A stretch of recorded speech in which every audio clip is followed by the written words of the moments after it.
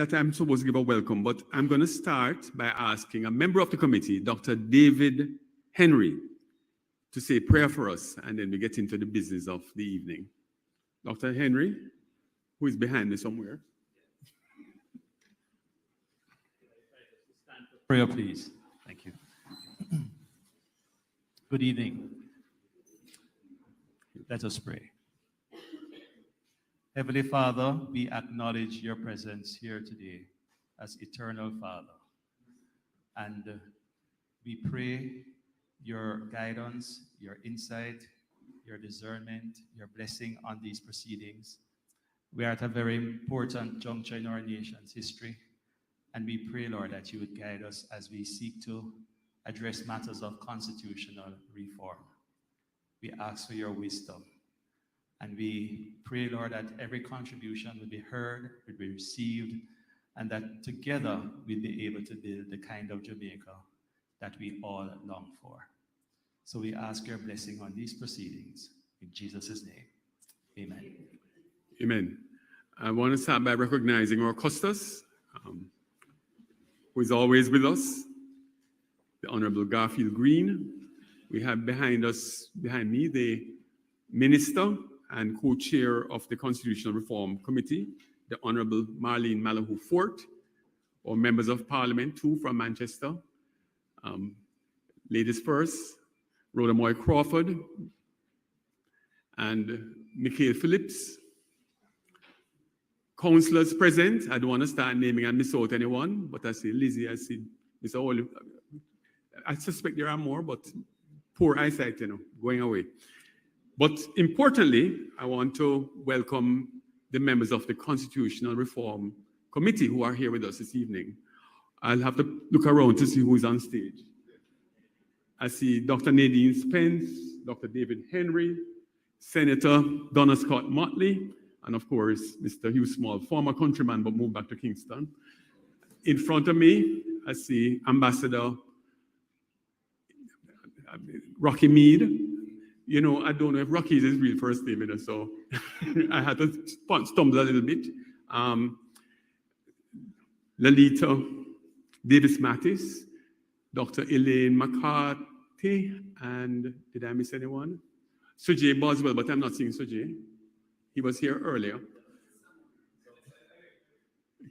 I don't know why he's gone to the back of the room, but Sujay Boswell is here also. And I welcome them to Mandeville because I know we will give them a good reception. And what do I mean by a good reception?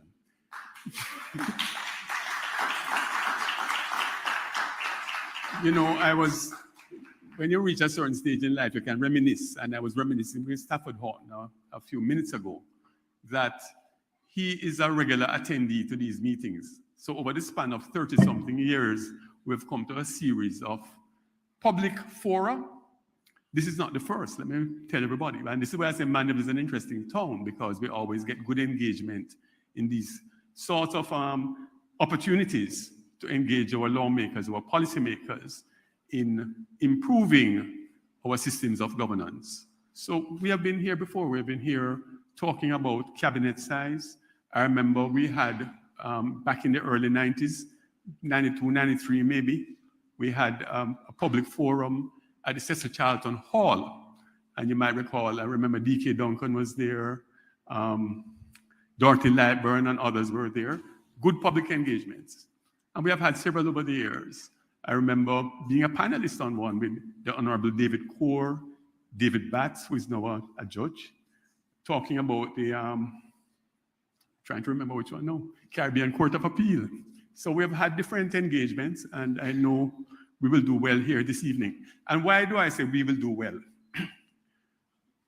A lot of the dialogue that has taken place so far is, what are they going to do? What are our lawmakers going to do? And I always deflect that question back to say, what are we, the citizens, doing to ensure that we have a process and an outcome that we want? What are we doing to inform ourselves, to engage, and to get our views out there? We have so many media now to let our views be heard. And I can tell you there's an earnest desire by this committee to hear the views of our people. So when people say, well, I never know this, or I didn't see that, or this didn't happen, I say, what did you make happen? When did you go to, in your group, your sphere of influence, your constituency, and I don't mean political constituency. Your constituency might be a yard, you know. Might be a schoolroom, might be your office, might be your association, your church. There's nothing wrong, pastors, we are well represented on the committee, with, at the end of the gospel, and you're engaging in community matters, to engage in national matters. There's a website. Well, maybe at the end we'll hear all of this. But let me get into the business of today. There are terms of reference, of course, and I was being vain a while ago to have to put on my glasses. The issues include, one, transforming the form of government, which a lot of people would have heard about, abolishing the constitutional monarchy, with King Charles III, King of Jamaica, and replacing it with a Jamaican head of state, or not. Two, creating the office of the President of the Republic of Jamaica, the formal head of state for the Republic of Jamaica, separate from the office of the head of government, or not. The type of president. Is it going to be an executive president, a non-executive president, or a mix of the two? Will the president, he or she, or I should say she or he, have ceremonial powers, legislative powers, executive powers, and so on? Will it be a fixed term or tenure? Will it be a number of terms? Will it have overlapping terms with the representatives, and so on? Three, establishing the rules for the selection of this president. Nomination by the Prime Minister in consultation with the leader of the opposition, parliamentary confirmation, joint sitting of both houses, and so on and so forth. And you would know, of course, bubbling underneath all of this, a lot of people are asking whether we're going to have a directly elected president. Four, the eligibility to serve in Parliament, the House of Representatives and the Senate, whether citizenship now is extended as we have traditionally since independence to citizens of the Commonwealth, or are we going to relook at the whole question of citizen and say, who is a Jamaican citizen entitled to sit in Parliament and to hold these types of public office? Residency, and so on and so forth. And fifth, the composition and selection of the Senate. Six, the life of Parliament, an extension to respond to emergencies other than war and calamities like pandemics. I see greetings, of course, from the Custos first. You won't hear a lot from me this evening because we want to hear from you. Custos. Podium is yours, sir. Sorry, the lectern is yours, sir. I keep saying podium, it's not a podium.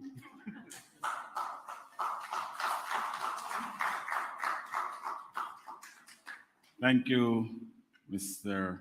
Wayne Chen, our moderator. I may acknowledge the Honorable Marlene Maluhu Fort, KC MP, Minister of Legal and Constitutional Affairs, Senator Donna Scott Motley. Is she here? Hi. Yes, and other members of the Constitutional Reform Committee, Mr. Wayne Robinson, and I dare say my friend, and he's a permanent secretary in the ministry, members of the Political Directorate, other invited guests, ladies and gentlemen, good afternoon. And may I also acknowledge members of the security forces. We are safe, Mikkel. Right? They are around the back. Yes, man. Please allow me to extend a special welcome to the members of the Constitutional Reform Committee to the best parish, Manchester. Minister, go ahead and clap, man. Yes, the best parish. The Minister, we appreciate you taking this to us, and we intend to participate fully and productively to the process. Ladies and gentlemen, the Constitutional Reform Committee was established to assist in providing expert guidance and oversight to the government and people of Jamaica during the constitutional reform process, and of course, this involves the citizenry of the country. And I'm honored to be here today to share my thoughts with you as we're asked to participate.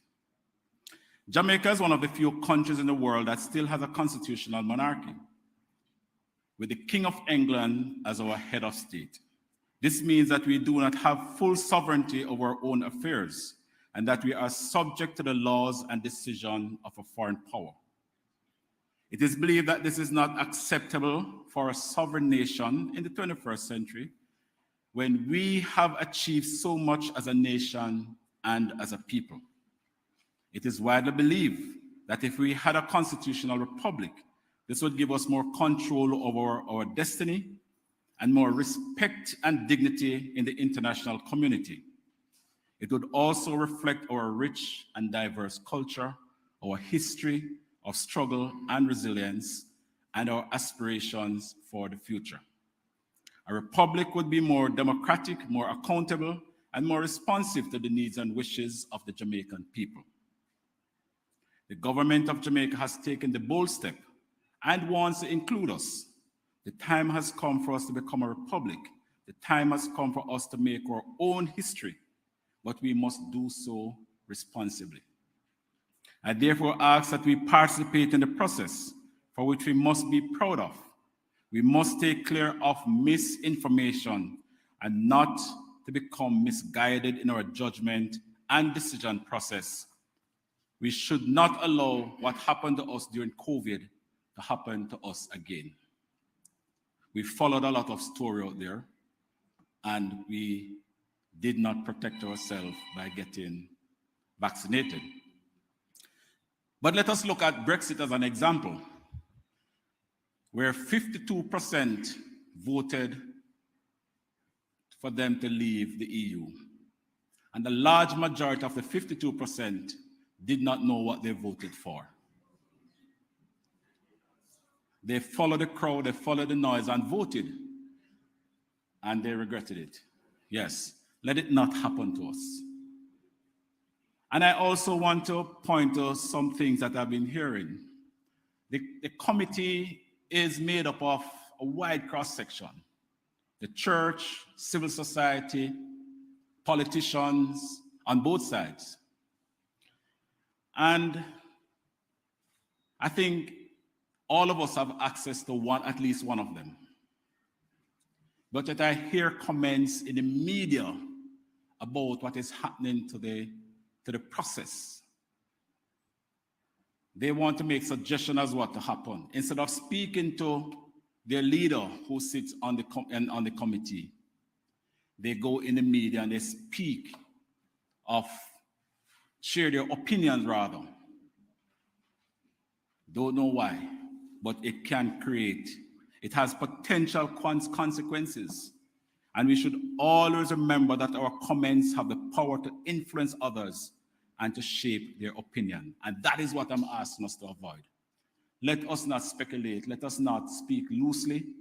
I'm sure the committee will share with you how you can contact them and share your opinions further from this evening with them. The constitution of a country is a cornerstone of its governance system. It outlines the fundamental principles and values that guide the functioning of the state and its institutions. It is a living document that reflects the changing needs and aspirations of the society it serves. One of the pressing issues that require our attention is the need to strengthen our democratic institutions. And we have witnessed a growing mistrust in our political system and a decline in public participation. This evening, we're going to change that narrative, right?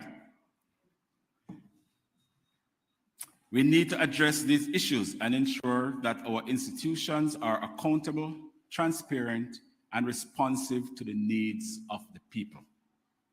As I conclude, I'm encouraging all of us to participate fully and to be part of the making of history in our country. And I want to just remind us one more time to avoid loose comments out there. Be wise in your thinking and in your decision making. Thank you.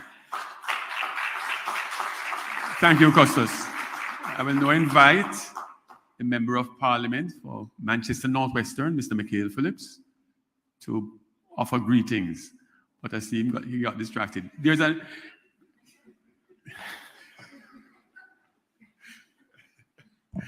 I had the Custos laughing, and no disrespect to my colleague MP.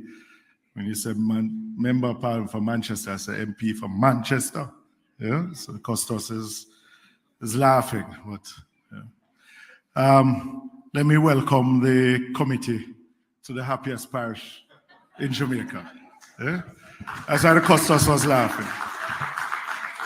Despite the challenges that we're having, we're still the happiest parish. That's why we can laugh like that, right, Rhoda? Yes. Former member of parliament, councillors, minister. I see some of my church members. This is my church, minister. Yes, this is my church. Residents of Manchester, pleasant good afternoon. A discussion like this is one that we should all get involved in. And I have to say that I'm a little bit disappointed in the turnout. Yes. Because, I mean, I tried to see if we could get some of the schools here because I think it is important for the students themselves, the next generation, to understand why it is that we are having this discussion and we are pushing forward for Jamaica to be a republic. The minister and myself we have had many discussions, and Senator Donna, we have had many discussions on the issue. Because as far back, Right Excellent Marcus Garvey, as early as 1932, made the first definitive call for self-governance and shared his vision for what he called the new Jamaica. The debate of removing the monarch as our head of state has been a long-standing one, an issue for us as Jamaica. The conversation started shortly after our own independence. We are now 60 years going on. It is vital that our journey to independence is well understood. And I've heard a discussion that many a public conversation has taken place and that we don't really need to go back to a wide cross-section for that conversation. But life is not still. There are generations that would have come and generations that would have gone.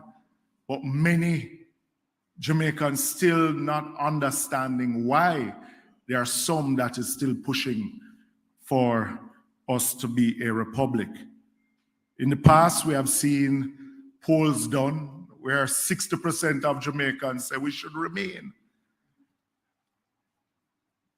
As time goes by, we see more Jamaicans saying that we need our own identity.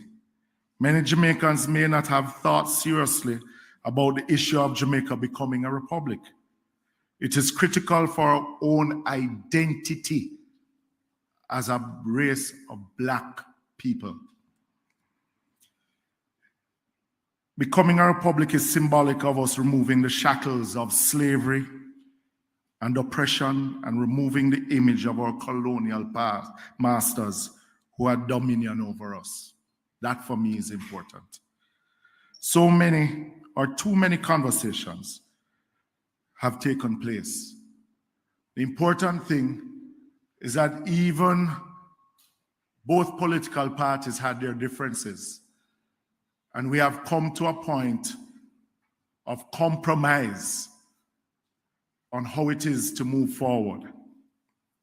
Every prime minister has spoken about Jamaica becoming a republic. We have not yet gotten there. In December 2020, I tabled a private member's motion in Parliament for the removal of the then Queen of the monarchy as our head of state. I was compelled to do it at the time because myself and the Prime Minister are of the same generation. We're of the same age. And if the generation before was not able to, then I thought it important that at least someone of my generation, because this wasn't about me being a member of the People's National Party. It was me being a Jamaican that would want to see us have our own identity. Our complete independence would come when not only becoming a republic, but also when we remove ourselves from the Privy Council and have the CCJ as our final court. This is a conversation, as I started out by saying, I'm happy to see that the conversation is being carried out into the communities, because every Jamaican needs to have their voice heard. But I hope that we don't tinker with this opportunity and not make it happen. I think the time is now for us to have our own identity as Africans, as Jamaican people, bringing back that constitution home, that we have our own identity as a people. Thank you very much. Thank you, member. I have no invite to, as you said, Manchester. It crossed my mind that our next member coming to the lectern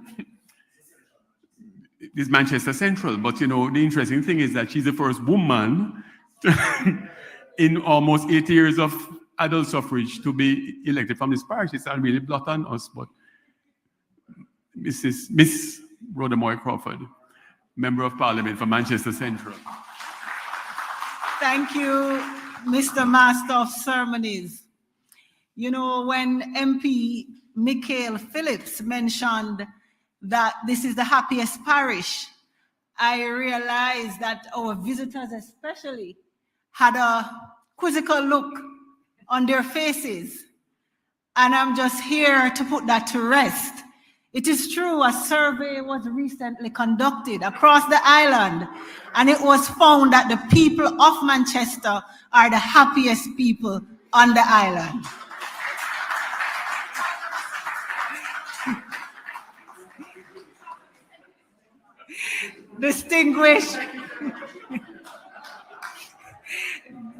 Distinguished ladies and gentlemen, a pleasant evening to you. I greet especially my constituents warmly. It's always very good to see my constituents, to greet you and to share my time with you. It's always also a pleasure to see my colleague, Member of Parliament, MP Phillips, and the other members of Parliament from the neighboring constituents and their constituents. You know, we live like a family here. Welcome, Senator Bunting. It's good to see you. You can take a seat closer up. I have, and pardon me, my constituents and constituents from neighboring constituencies here in Manchester. I'm very excited about today, and I reserve a very, very special greeting to, and warm, well, not warm, cool welcome to Mandeville, to our very, very hardworking, brilliant, and dignified Minister of Legal and Constitutional Affairs, the Honorable Marlene Malahoo Ford. She has been doing an exceptional job. Minister Malahoo Ford, welcome to the best constituency in Jamaica. To the members of the Constitutional Affairs Committee, I greet you well. I thank you so much for your willingness to serve in this capacity. Your sacrifices have not gone unnoticed, and I know that history and the people of Jamaica will be kind to you when this process has been completed. It is true, Jamaica in her 60 years, I'm only 34, so I only know a little more than half. Jamaica in her 60 years have experienced several changes and quite a number of positive transformation. And here we are again at a very historically exciting juncture. We are seeking to reform our constitution, and more importantly, we're seeking to become a republic. And what I'm very happy about this process and this juncture of the journey and the decisions that have been taken so far by the government and, of course, the members of the Constitutional Affairs Committee is to embark on these consultations, because what it does is it allows citizens, all citizens, the equal opportunity to ask your questions and to share your views. And so I want to encourage all of you who are here to make sure you take full advantage of this session. Do not be afraid to ask your questions. Do not be afraid to share your concerns. And I'm very happy that persons are coming in, that more persons are coming in. And I wonder if MP Mikhail took some persons from Northwest to join us. Okay. All right, those who are not here, I'm sure the videos will be made available and we can share and the discussions will continue. Welcome again to the best constituency in Jamaica. Have a good time. Thank you, ma'am. And without further ado, I will invite the Honorable Marlene Malahoo Fort, KC, and that's not Fortis, that's King's Counsel, JP, MP, the Minister of Legal and Constitutional Affairs, and the co-chair of the Constitutional Reform Committee to make her presentation.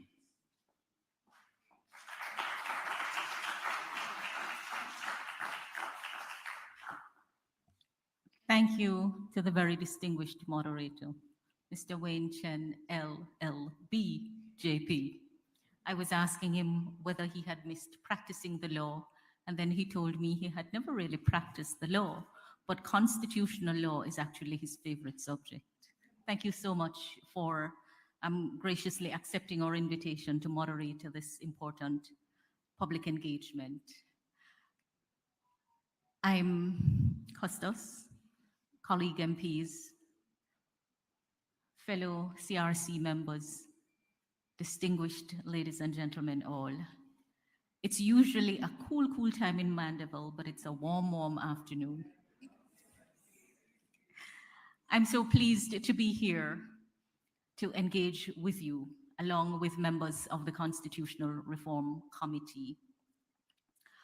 Constitutional reform is a very involved and complex process. The work that we are doing is being done in phases, and we have so far set out 3 phases. We will begin with those matters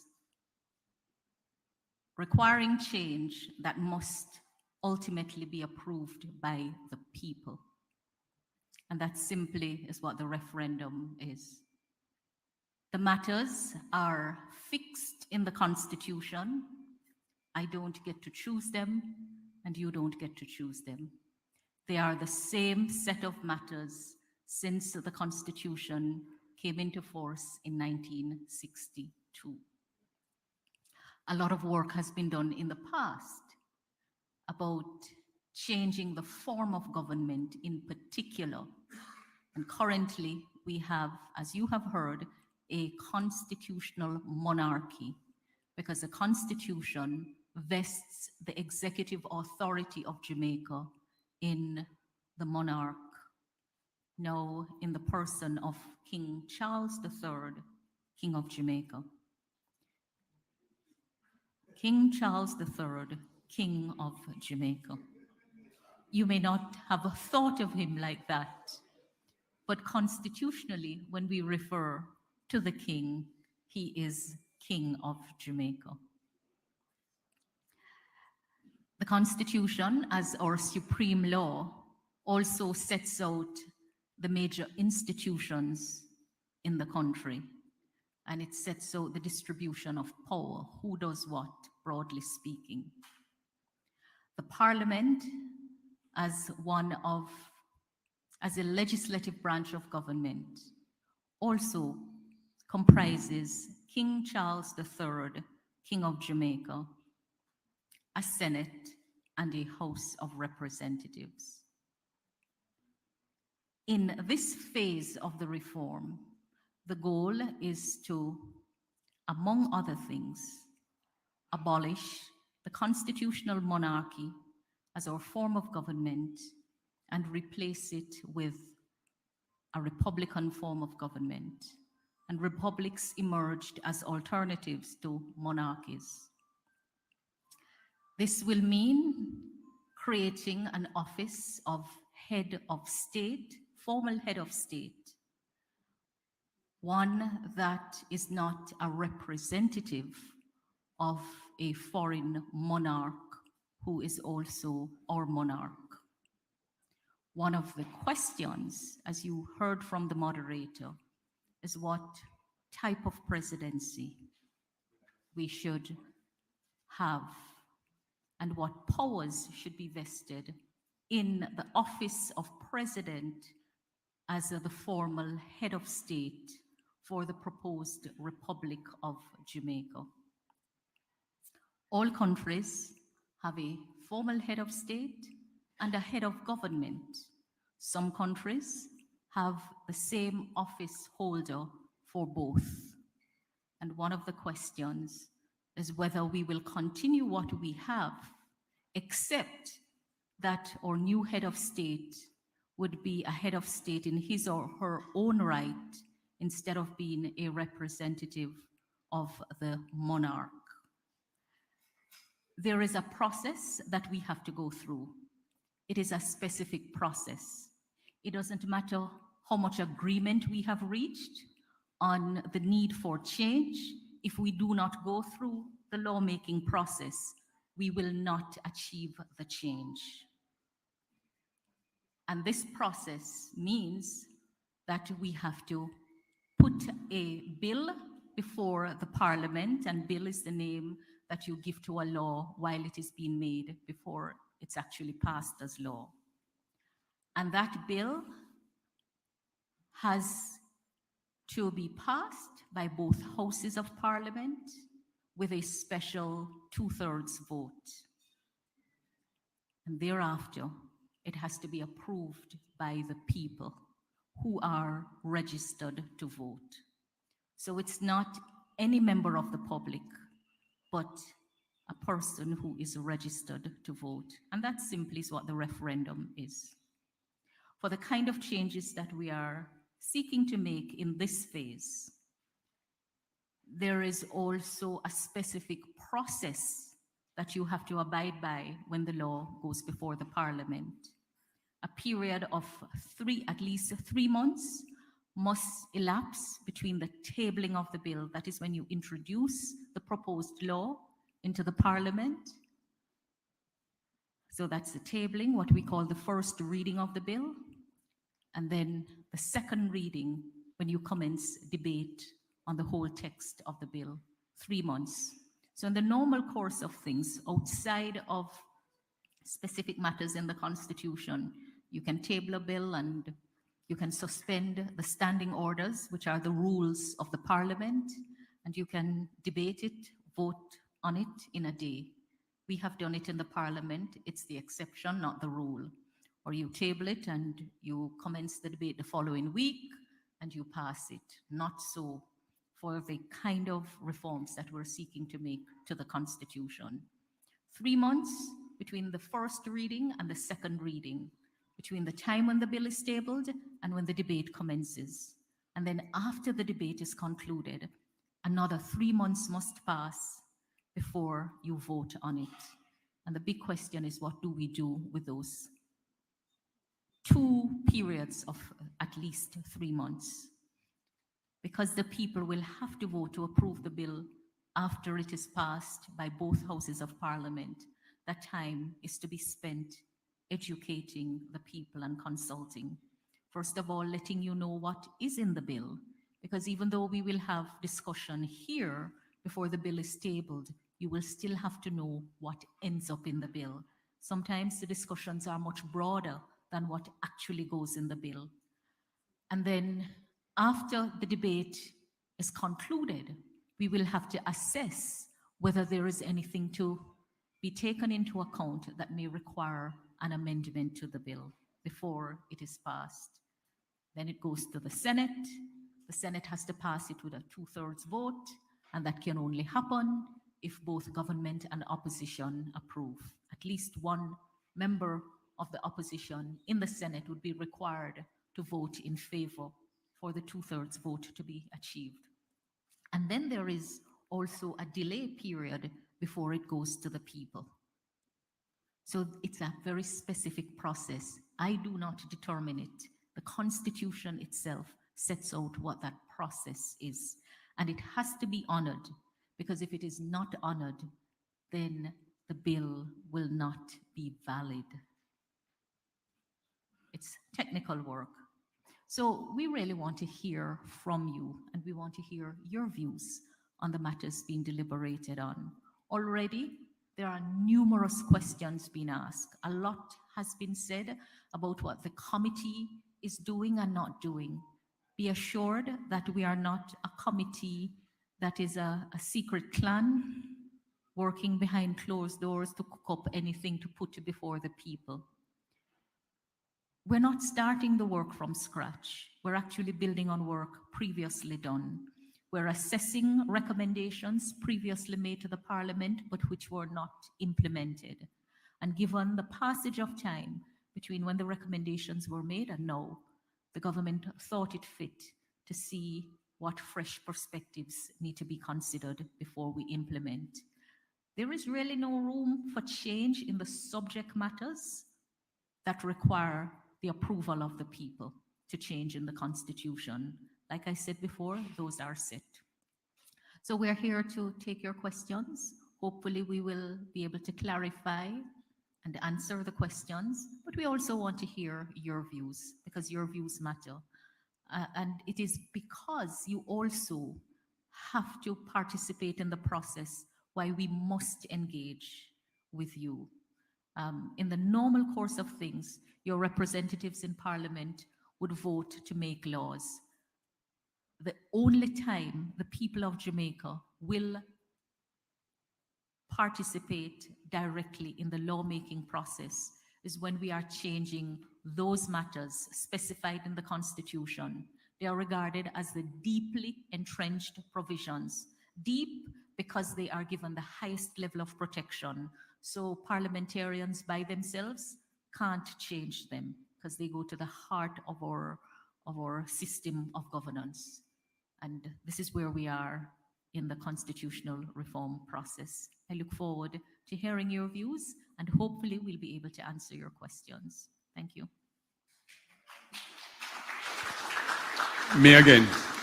We're moving the lectern over here, and this is the best part of it, the part when you, the citizens, get your opportunity to ask questions, to share your views. If you believe I've been a little bit light-hearted, it's only to get everybody comfortable. I don't want us to feel overawed or intimidated by the occasion or by the caliber of folks you see on the committee and feel embarrassed. I want people to come up and ask the questions and share their views. Minister has already said that even if the views or the questions are not strictly speaking within the current ambit of the committee, it's important we hear, because this is the beginning of the process, and hopefully it will be a process that will continue after the instant issues are dealt with. Mr. Atkinson, I call him, he's my junior at school, you know. David, stand up and ask your question. So you can come to the... he has a question. No, I just wanted to...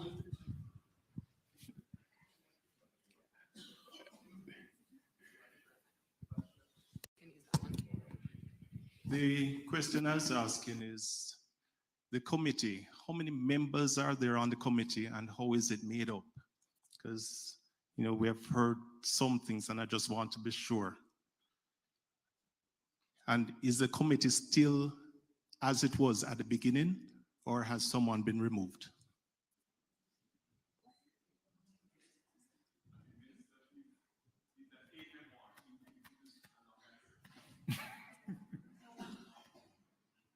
No one has been removed from the committee. We have had an addition since the members were first named publicly by Prime Minister Holness. But the committee was constituted on March 1 and formally announced on March 22 of this year. The committee comprises members of both sides of the House, because the bill has to be passed by the Parliament and it requires bipartisan approval. It comprises member of civil society, the wider society, civil society, faith-based society, experts, constitutional law experts, national and international youth representative. I believe those are yes. And then we have a process for subcommittees to engage other members of the public. Okay. One more point, Mr. Head Boy. I haven't heard anything about fixed election dates, and for me that is vital. We have had situation over the years that our Prime Minister has manipulated the date of elections. We have the situation right now that parish council elections have been delayed 3 times. And I really would like to see in a new constitution that there's a fixed election date. We don't want a repeat of 1983 where we didn't have another election until 1989. We need you to give the people back some power. Thank you. Thank you, Mr. Atkinson. Can you identify yourself before you speak? Sure. My name is Anthony Hutchinson. I'm a retired farmer. Yeah. I just want to say, I have 2 points that I want to raise, but before that, I just want to say, I have very strong views. So I mean no disrespect at any time to anyone. Okay. I'm a child of the 60s, which should be obvious. And when I was at high school, we were always hearing about the brightest and the best, and that we could depend on these people to take us forward. I'm appealing to people in my generation. We made this mistake already, and here we are. We had Prime Minister Michael Manley, Prime Minister Edward Seaga, Prime Minister P.J. Patterson, Prime Minister Bruce Golding, and we are still here. All bright people, we are still here. Because the fact is that bright people, just like anybody else, have a part to play. One part among many parts. And we would like bright people, and I'm thankful to Minister Malahu Ford for the procedure here, because I think it is vital. Yeah? Okay. My second point, I'm a Finsaki. Okay, I'm a Finsaki. Okay, I got into Finsac in the first place largely because of the length of time taken by the Manchester Municipal Corporation to do its job. Yeah. Unfortunately, I find myself in a similar position today, where I have submitted some documents from November last year. And I'm being told no, that I just have to wait. No, my understanding of governance is that the people are sacrosanct. You don't tell the people that them just have to wait. At least give them some kind of, there should be some kind of transparency, saying your application requires these things, it is here now, we give you so much time before it is ready. At least tell me that. But just to tell me that I just have to wait is unreasonable, right? And I'm saying we need, because my concern here, apart from getting myself out of the current situation, is how will this work for my grandchildren? Okay? I need to think about that from now. So I'm asking the question, or I'm putting it on the table, that we need to have our governance structures much more responsive to the needs of the people. And instead of running ahead as if you are some kind of boss and I am some kind of follower that must just follow your lead. This is not acceptable. Thank you. Yeah. Thank you, Mr. Hutchinson.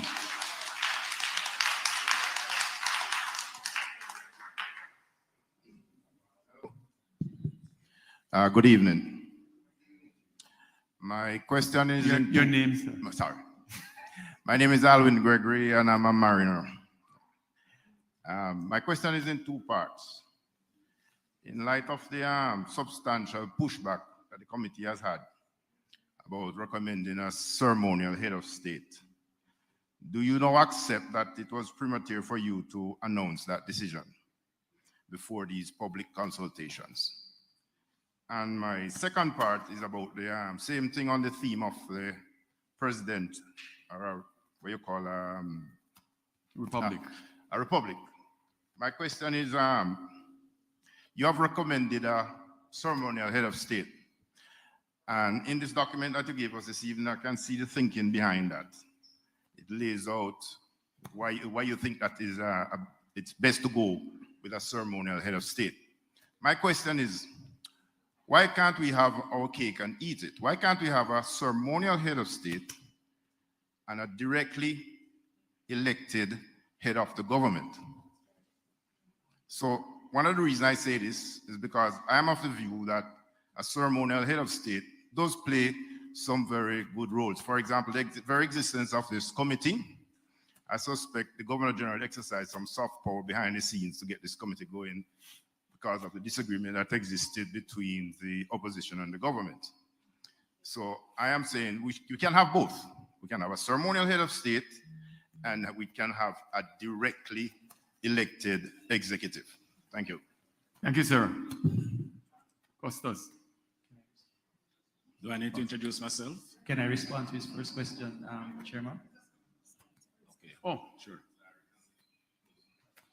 I think it's Mr. Gregory. Dr. Henry, yes. You raised two questions, right? You raised two questions, right? The first has to do with the pushback concerning the recommendation that is out there concerning the appointment of a head of state. I just wanted to clarify something in terms of how the committee functions. We have discussed among ourselves a number of things, recommendations which would have been made by previous committees and so on. And we have come to, how would I describe it, perspectives on certain matters, but those are not final. And so when we put something out there, we're not saying this is where we are and it's fixed. We're actually saying we're inviting your feedback, your pushback, your commentary, your suggestions, your insights in relation to those matters. And this is precisely why we are here. So whatever you have heard as decisions of the committee, they are not fixed, they are not final, they are perspectives, and we are inviting your commentary on it. And can I add to that? In fact, that was the exact opposite. If there was a perspective that was in the meetings that we had, that would not have been it. And that was not a perspective that was shared from us. I think people just said that we said ceremonial president, we didn't. Because I remember our discussions were precisely that we did not, none of us on the committee wanted a ceremonial president. So that could not have been something that we put out there because we were not of a mind to come to that agreement. We all felt that Jamaicans, us included, had an issue with this idea of a titular head of state. So the honest truth is nobody communicated a ceremonial head of state as a final decision of the committee.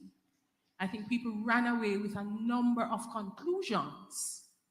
In our discussions, what we talked about was a model specific to Jamaica that would represent the views of Jamaicans. Bearing in mind what Dr. Henry said, that all we can do as a committee is recommend for Jamaicans to consider. But we would never have thought of a ceremonial head because that was not what the committee was minded to do. Thanks for that, Dr. Spence. Oh, I have a microphone for the leader. Oh, come right here. Sorry. If you put this right. Thank you. I'm Lalita Davis, I'm a member of the committee, and I just wanted to say, in relation to this process, it is such an important process that mandates every Jamaican to account to ourselves and to our children and to the generations to come what it is that we actually do with this process. The committee does not make decisions. The committee deliberates. They're a group of experts, and we are also taking the views of others that are not now sitting on the committee. So the work of the committee is factored around the different phases. So the minister would have identified for us this afternoon what are the elements of this first phase. And so the discussions are focused on the first phase. We are also aware that there are other elements that are of interest to Jamaicans. And as she also said, we are not negating those as well, because some things are for the Constitution, some things are not. But we understand that this is a people process. What we are really seeking to do is to engage the public so that if the committee puts out a recommendation, it is a recommendation that we have discussed among ourselves and that we are of the view that as a committee, we believe that we need to say to Jamaicans, let's think about it this way. The recommendation from the committee is not cast in stone. It's merely a recommendation so that the people of Jamaica can comment on it. And so even this discussion this afternoon, that's what this is about. This is really about what is it that you want to see. For example, my colleague behind me just asked, are we looking at other jurisdictions outside of the Commonwealth? The answer is yes. And we have been having submissions from other groups within the society who are making all kinds of recommendations. At the end of the day, the role of the committee, with respect to these recommendations, is to really list them, articulate them among ourselves, and then perhaps make the recommendations. If there are areas in which we don't reach consensus because we have varying views, then we will say also to the public, we have not reached consensus as a group. And I want to be very careful with the word consensus. Consensus in terms of what we have deliberated on to recommend. So that is really how the process really works. So in for us this afternoon, every single comment here is going to be taken into account. This is a situation where all ideas must contend. Because if we are really saying that this is a way in which we are going to Jamaicanize the Constitution, make it ours, it is not merely a process where you remove the king and replace the king with somebody else. That's not what this is. Our colleague recently mentioned the whole issue of governance. How does government work? And I will tell you that one of the issues in the committee right now, and I will speak, I don't wish to speak on behalf of the minister, but the issue of how government works for people is on the agenda. Because in this reform, we must ensure that government and people are accountable. And what is government? It's not just the MPs sitting in parliament. It's all the civil servants, all the public servants that we have employed in this country to serve us.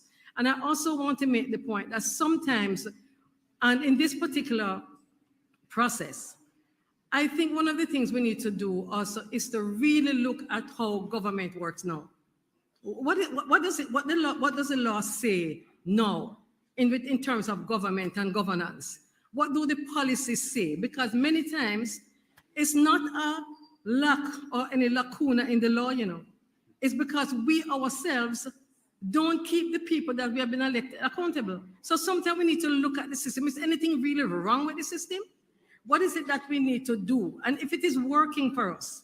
So the issue is, as I think we have said before, it's not just a matter of making a change for making just making a change for the sake of it. There must be a process behind it. There must be, what is it that Jamaicans are to benefit from this new republic that we are embarking on? It can't be that tomorrow morning or next year we are now the Republic of Jamaica and everything remains the same. So it is a very involved process, and the process will also involve the amendments to other legislation. It may very well involve creating new legislation, etc. So again, I just want to encourage us to own the process.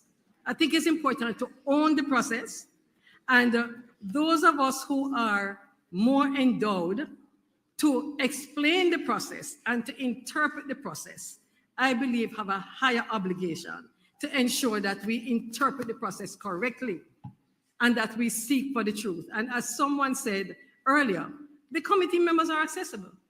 And we actually have been having submissions. People have been coming in and making submissions, and we are actually inviting submissions, both written and the verbal. Thank you very much. If I may do a little quick follow-up. Thank you, ma'am. If I may just do a quick follow-up. 30 seconds. 30 seconds. I am going to read something from the Jamaica Observer. It says here, speaking with the editors and reporters at the Jamaica Observer Monday exchange this week, Minister of Constitutional Affairs and Legal and Reform, Marlene Malaluford, pointed out that the consensus so far is that the office of the president should be the formal head of state, separate from the political head of government. That's what's in the media. That's what I read. That's what my question was premised on. So now you're telling me that it was not a consensus. That's what you just said. So far. No, you said ceremonial head. Well, The consensus so far, as yes. we explained, as Ladita explained, consensus, which is different from saying a ceremonial president. And if you understand the difference between the different kinds of president, you will understand why that caveat of a ceremonial president makes the difference. Mr. Moderator, may I just seek Yes, to of assist course. Mr. Gregory? When we speak of arriving at consensus, it means within the committee, we would have deliberated on an issue, and we would have gone through a process of hearing the different views, asking questions, and then see at the end of the day where we are on the subject matter. So one of the issues is what the new head of state would look like. The process is to deliberate among ourselves, starting with the recommendations previously made, come to the table, hearing what people are saying, looking on the pros and cons. The goal is not to uproot everything, but if something has worked well and has contributed to the stability of our democracy, we would keep it. And then we would change those features of the Constitution that require change. Some matters of governance are matters around enforcement and implementation of existing laws. So when I spoke to the committee arriving at consensus, it's really a consensus for recommendation, not a consensus to say that this is what should be. And then when we throw the matter out, or having deliberated among ourselves, that's not the end of it, because we're going through a process. And at the end of the day, what we recommend up through to cabinet to go in the bill would be reflective of the views of the people as we understand them, and what also we believe would be in the best interest of the people of Jamaica. And once we, having heard the views, having looked at the pros and cons, we would then have to say to the people why we believe it would be the better approach to take. So it's really the process. But thank you for asking. I think it is a matter that needed clarity. I hope our collective answers have served to clarify in some way. Costas Green.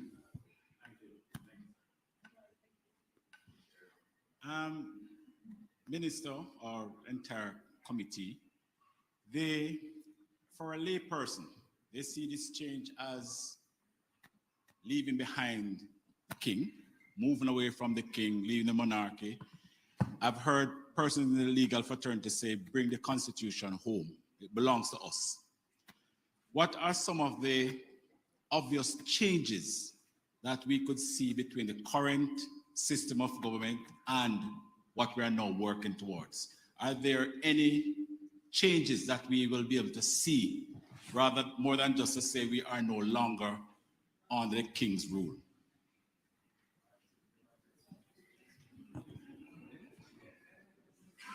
You small, sir. I think you. I feel more comfortable standing. Most people do not realize that the Constitution of Jamaica was not made.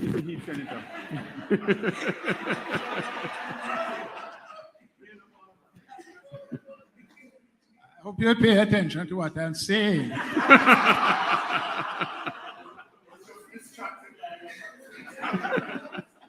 I don't like when people get distracted by my legs. And when they pay attention to my legs, it's because of what a lady has done to my legs. But I suppose, as I was saying, the Constitution of Jamaica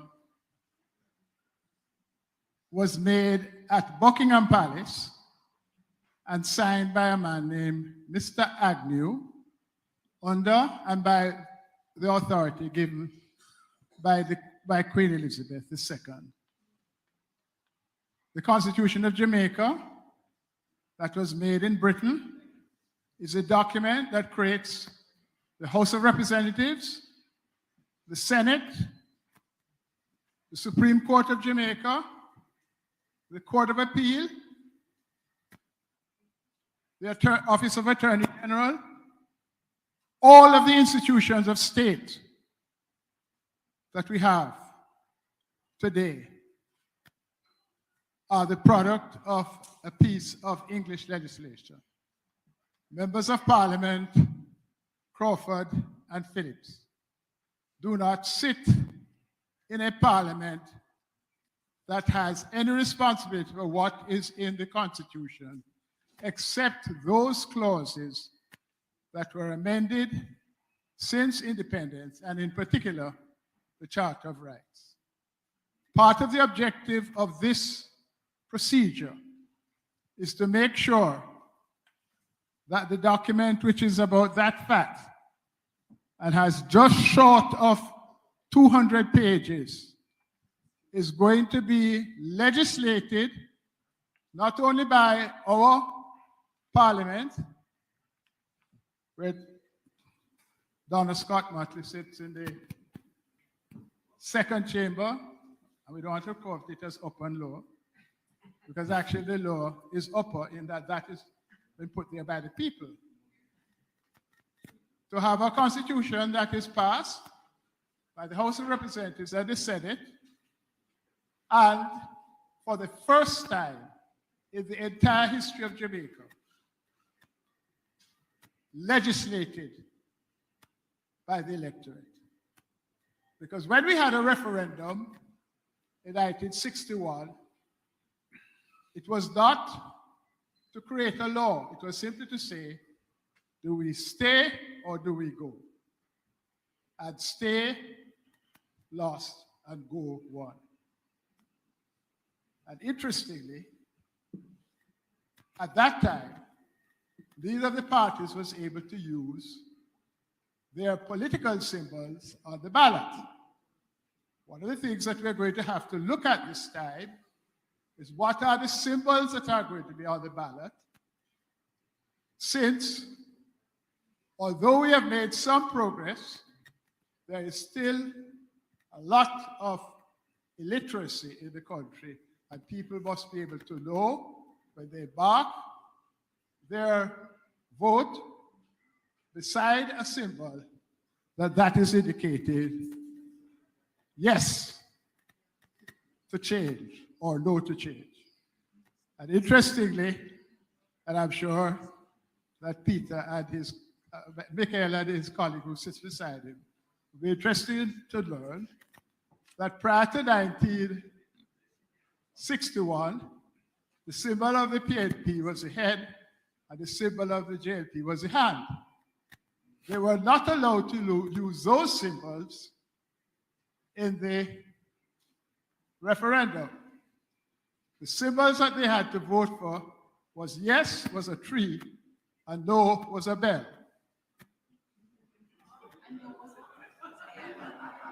Now you know. Now you know. Okay. So that the process must involve people understanding why they're being asked to vote. They can only understand why they're being asked to vote if they understand what is there now and what are the changes that are desired. And therefore, there has to be a massive program of education. And this here is a form of education, but even more important than this form of education is a form of education that is going to go into villages, bars, parent-teachers associations, branches of the PNP and groups of the JLP. You paying attention? Okay. At that level, so that they can understand what's happening. Because we assume that they are going to speak with one voice. And most importantly, we need to start the process of education now in the schools.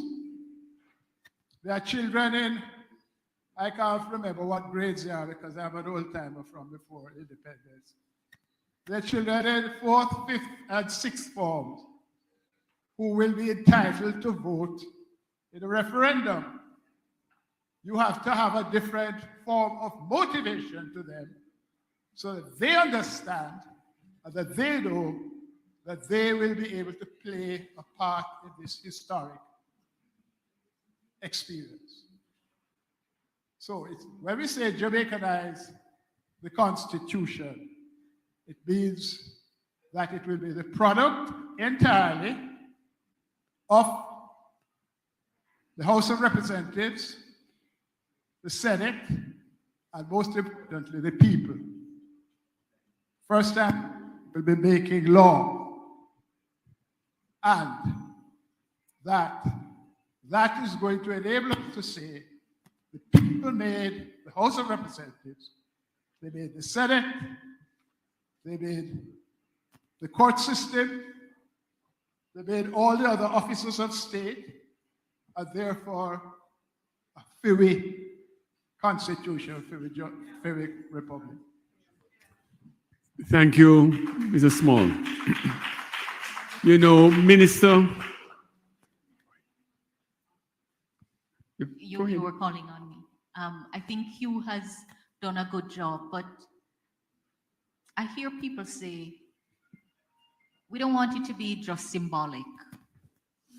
But before we can get beyond change being just symbolic, it's important that we understand the symbolism. Because the symbolism is important, but it's not the end of it. So I just want to take a minute to tell you about the symbolism. Two things I want to add to what Hugh has said. So at present, there is a king of Jamaica. That is what King Charles is officially in relation to Jamaica, like it or not. You may not have thought of him like that, but he is King Charles III, King of Jamaica. So with a change to a republic, there will no longer be King of Jamaica. You may say it doesn't matter, it's mere symbolism, but let us start there. And in Jamaica's current system, the power to govern is actually vested in King Charles III, because the executive authority of Jamaica is vested in the monarch. Now, the King of Jamaica, King Charles III, he may lawfully exercise executive powers if he wishes. Even though the king rarely, if ever, exercises these powers, the possibility remains that the king could flex his powers on the island. And some may say, because it has never happened, it is so far-fetched. But it actually happened in Australia, and you can go back and check. And when Queen Elizabeth then flexed her executive powers, that's when the Republican movement was born. So today, the new Jamaica actually must swear allegiance to King Charles III, to King Charles' heirs and successors, according to the laws of Jamaica. And the other thing is that the line of succession is based on hereditary rules. We have no say in that, not even through our representatives.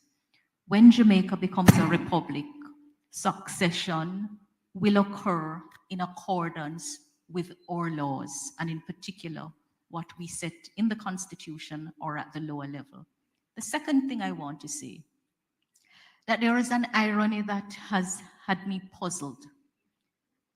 The United Kingdom does not have a written constitution, but Jamaica has, and our constitution has coded conventions. We have taken on the institutions that were brought here. But we learn over time as lawyers that you have a hierarchy in laws. And at the very top is the Constitution. And below that, you have ordinary legislation. These are the Acts of Parliament. And then out of the Acts of Parliament, you may have secondary legislation. These are regulations and orders and even notices, because notices can have the effect of law. But the lawmaking process is vested in the Parliament, and the Parliament may delegate the functions. Now, Parliament only delegates lower level laws to be passed by office holders, not the major laws. And how ironic that our major law came into effect by a process that is way down on the hierarchy. Because orders in council are way down on the hierarchy. And then having the top law, the supreme law, with which every other law must be consistent as a schedule to an order. If that is not the biggest irony, I don't know what is. Believe me, much will change. Thank you, Minister.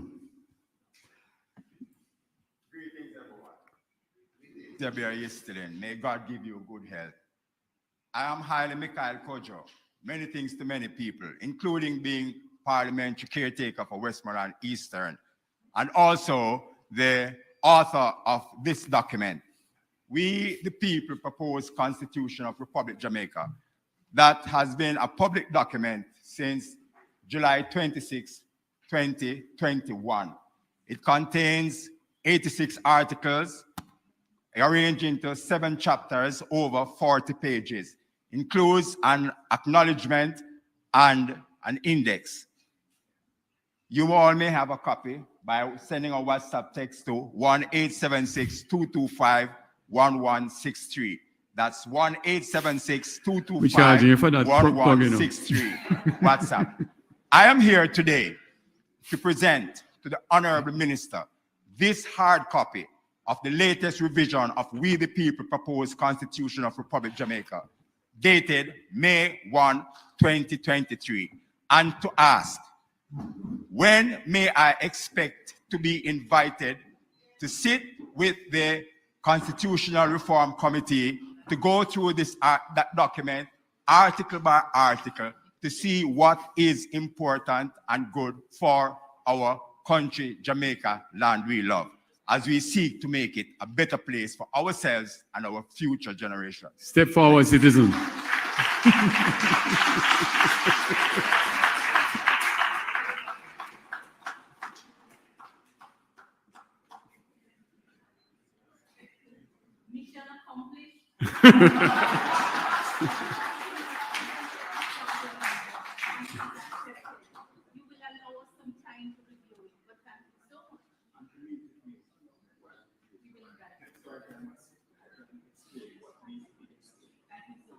Are you putting it online for the general public to see, sir?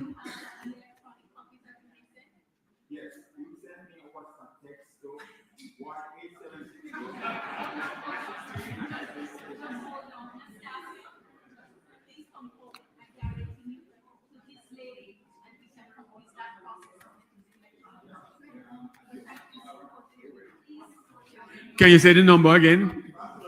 Say the number. The public wants to know the number. Others, come this with my brother. The audience wants to know the number because they're also interested in getting just the phone number, the WhatsApp number you're giving us. Repeat the number. Come right here. Repeat the number. The number is 1-876-225-1163. 225-1163. Thank you very much. Thank you. Yes, much appreciated. You're welcome.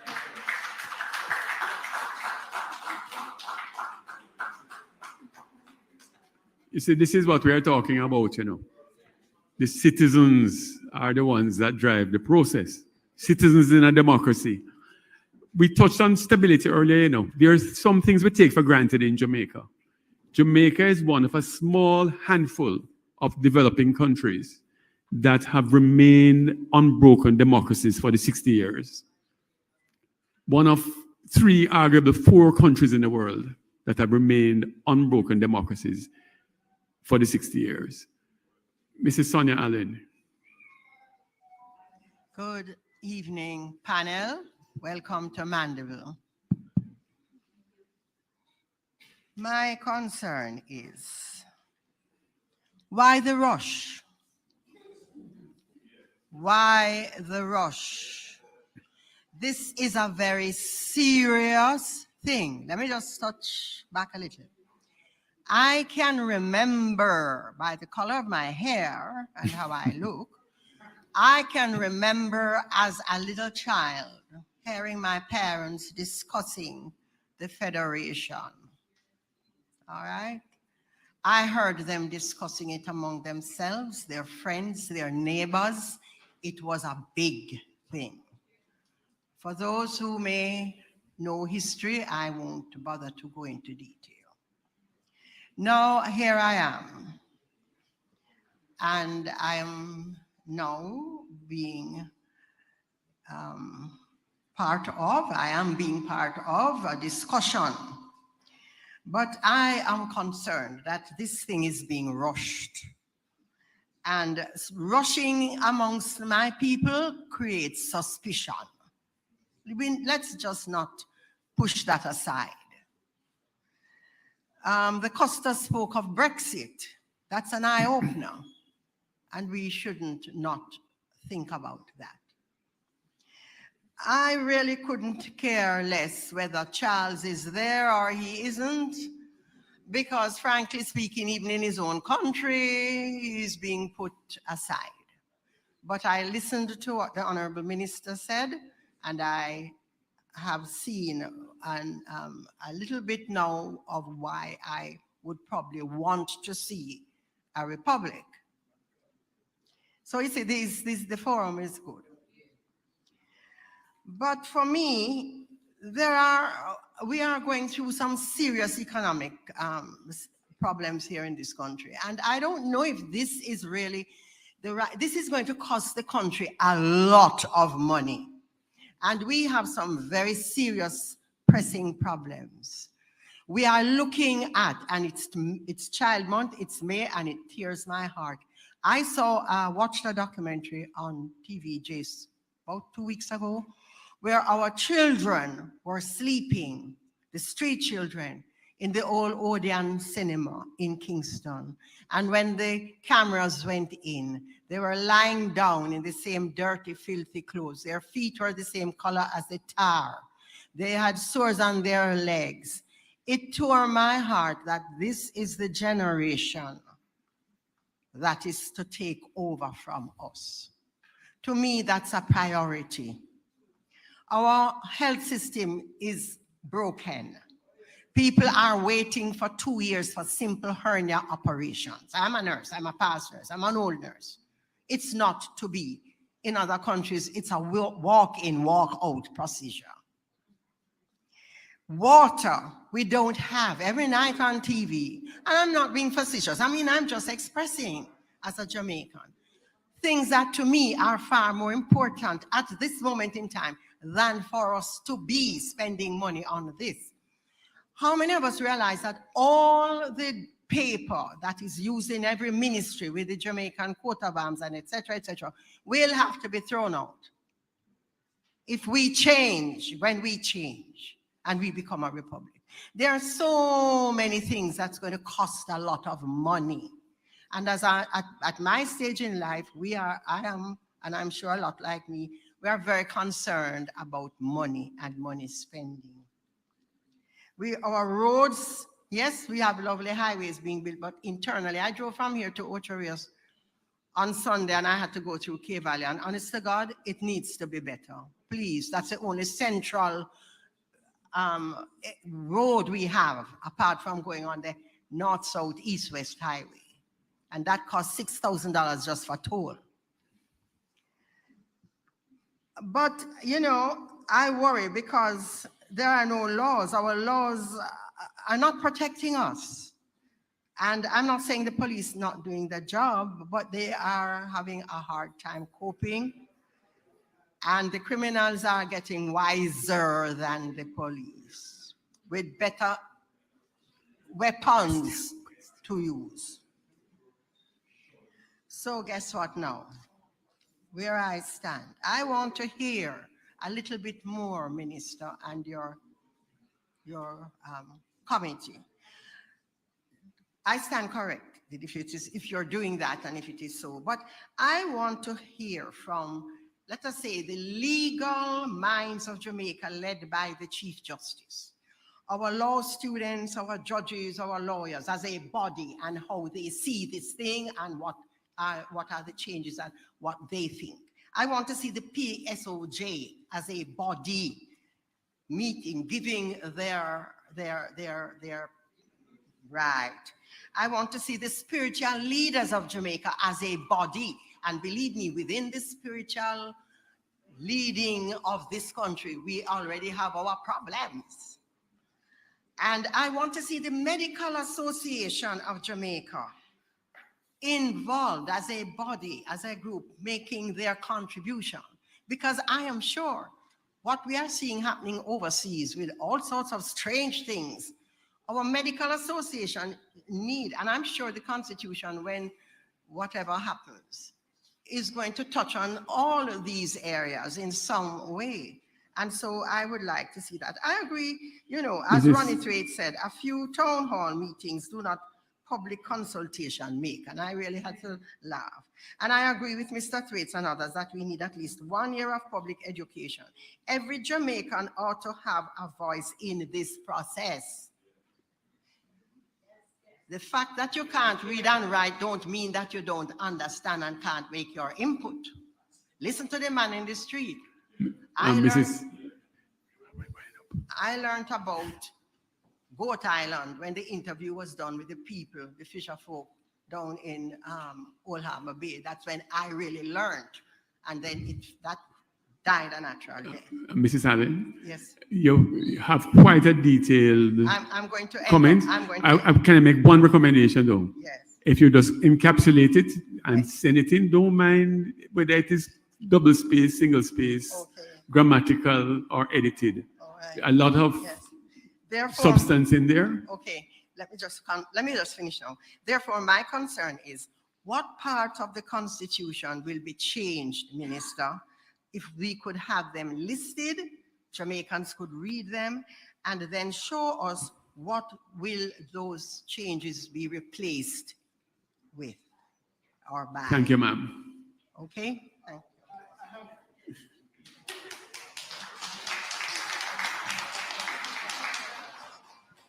Mrs. Allen,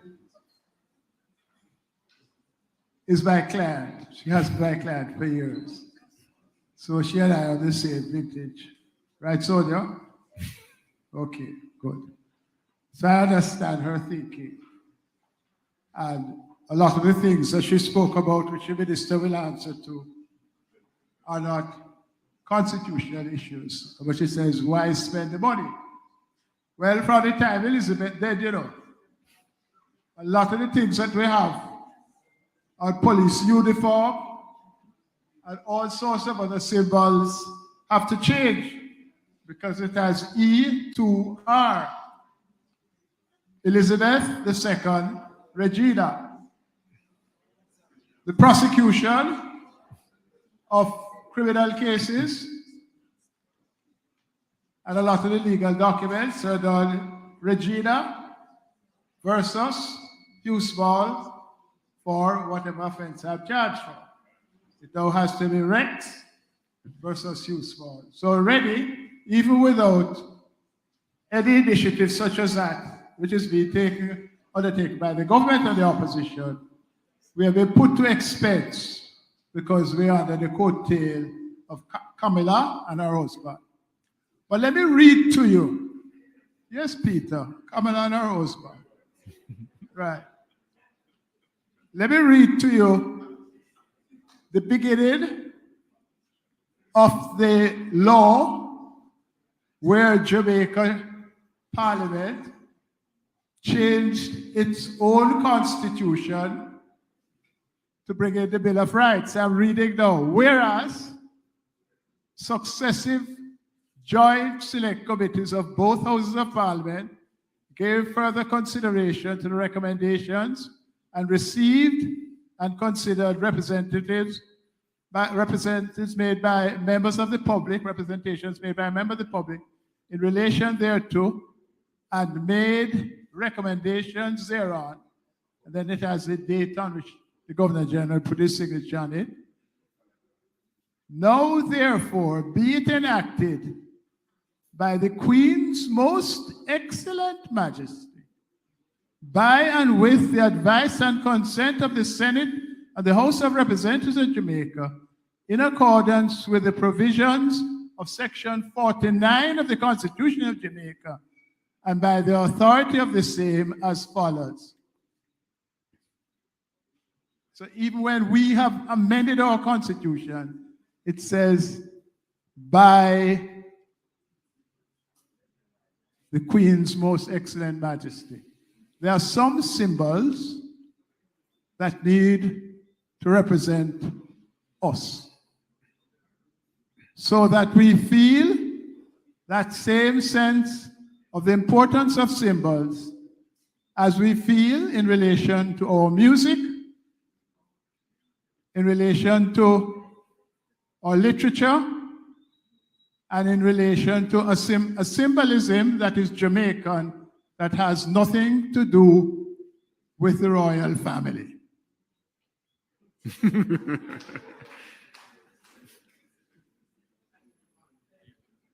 Dr. Henry. Yes. Mr. Small has responded to the second part of your question, which has to do with cost and why. And in his own inimitable style, he has responded. I wanted to respond to the first part of what you said. Why the rush? It resonates with me. This is a process that needs to take reasonable time. And we have shared this very frankly at the committee level. We feel that it is a process that requires public education as a very, very important part of the process. It will involve as well public engagement, as we are doing today, and public consultation. And those consultations must involve, and you have mentioned a number of groups, Bar Association, PSOJ, etc., etc. And we do intend to do so. We have actually started that process of inviting groups to come to us. If there are any other groups that wish to come, we are saying, yes, we want you to come and speak to us. Speaking from, the ministers indicated a government timeline, which he has said they will be backing away from. And it is my desire, speaking very frankly and bluntly, that it is a reasonable timeline that facilitates the kind of public education and consultation that is needed, but that we need to deal with it step by step and in a timely way so that we don't just put it on the back burner, but we deal with it for the reasons that Mr. Small has indicated. Thank you, Dr. Henry. Can I just add, Minister? Dr. Sorry. Spence. Yes, thank you, Chair. Because you mentioned some of the specific groups. I am chair of the Public Engagement and Communication Committee, and I've already been in contact with all the groups that you mentioned. I'm waiting on the junior doctors, the Jamaica Medical Doctors Association. I've spoken to the president of the JTA, the president of the chairman of the Police Federation, all the unions. And we will also be having a consultation with the Confederation of Trade Unions next week, Thursday. And I'm waiting on the professional organizations to respond to us and to give us a date. And they've indicated that they will revert soon with those dates. So we have been reaching out to all the professional groups, all other civic organizations that are interested, asking them, are you interested in having this conversation with us? We would like to have the conversation with you. So I don't think you have to have any fear around who will be consulted, as long as we can find a group of Jamaicans, even if you can put a group together that is willing to engage us and have a conversation with us on how you see this process and what you want to be involved in it. You can reach out to us. I've already said to MPs that, you know, we want you to start putting the groups in your constituency together, even if it means that we have meetings by Zoom, we will do that. If you need us to come face-to-face, we will do that. So I think that there's a commitment to public engagement, and as long as there's a group of Jamaicans who want to engage us or want to use us to clarify any questions they might have, they can reach out to us and we will make ourselves available. Thank you. Senator? Thank you, Mrs. Allen, for making those remarks. I understand completely how you feel. We have many, many problems that need our urgent attention here in Jamaica. But part of the way in which we can actually transform a country is when we as a people have some pride about who we are. And that's not empty symbolism. It's filled with possibility. Jamaica, when we see our athletes performing on the world stage, that sense of belonging, that sense of patriotism, that sense of identity is overwhelming. And that is what we want to see when we say that we are a Republic of Jamaica. I can tell you that it disturbed me when I realized that King Charles, our king, wanted each one of us here to pledge loyalty to him. We are his subjects. And on top of that, we cannot go to visit our head of state unless we pay a lot of money to get a visa. We cannot access our final court of appeal unless we pay money to get a visa. These are important things. These are important things for this generation and the generation to come. This is a momentous act. It is probably the first and only time that you will see the government and the opposition on the same stage saying the same thing. Because if we don't do that, if we don't do this process as united people, we will not succeed. And here is a remarkable thing about it for me. This is a time when the people's voice has to be heard. This is a time when the people will understand what a real democracy is, because Parliament can't do this for you. You have to do it for yourself. Never before has independent Jamaica embarked on this journey. And it is a very, very important and significant journey. And I want you just to reflect on it, to reflect on the possibility of a rebirthing of Jamaica, a constitution that impacts the people, a constitution which the people will feel a part of because they had a say. A transformational act when we can ask that our leaders be held accountable. When we can, as somebody says, look at fixed terms. When we can define exactly who we are as a people in a preamble. That is important. And that is why I am appealing to you all to go out there and advocate for us to decolonize. Go out there and advocate for everyone who can vote to register to vote in this referendum. That will return our constitution to the people, and that will define who we are. Thank you, Senator.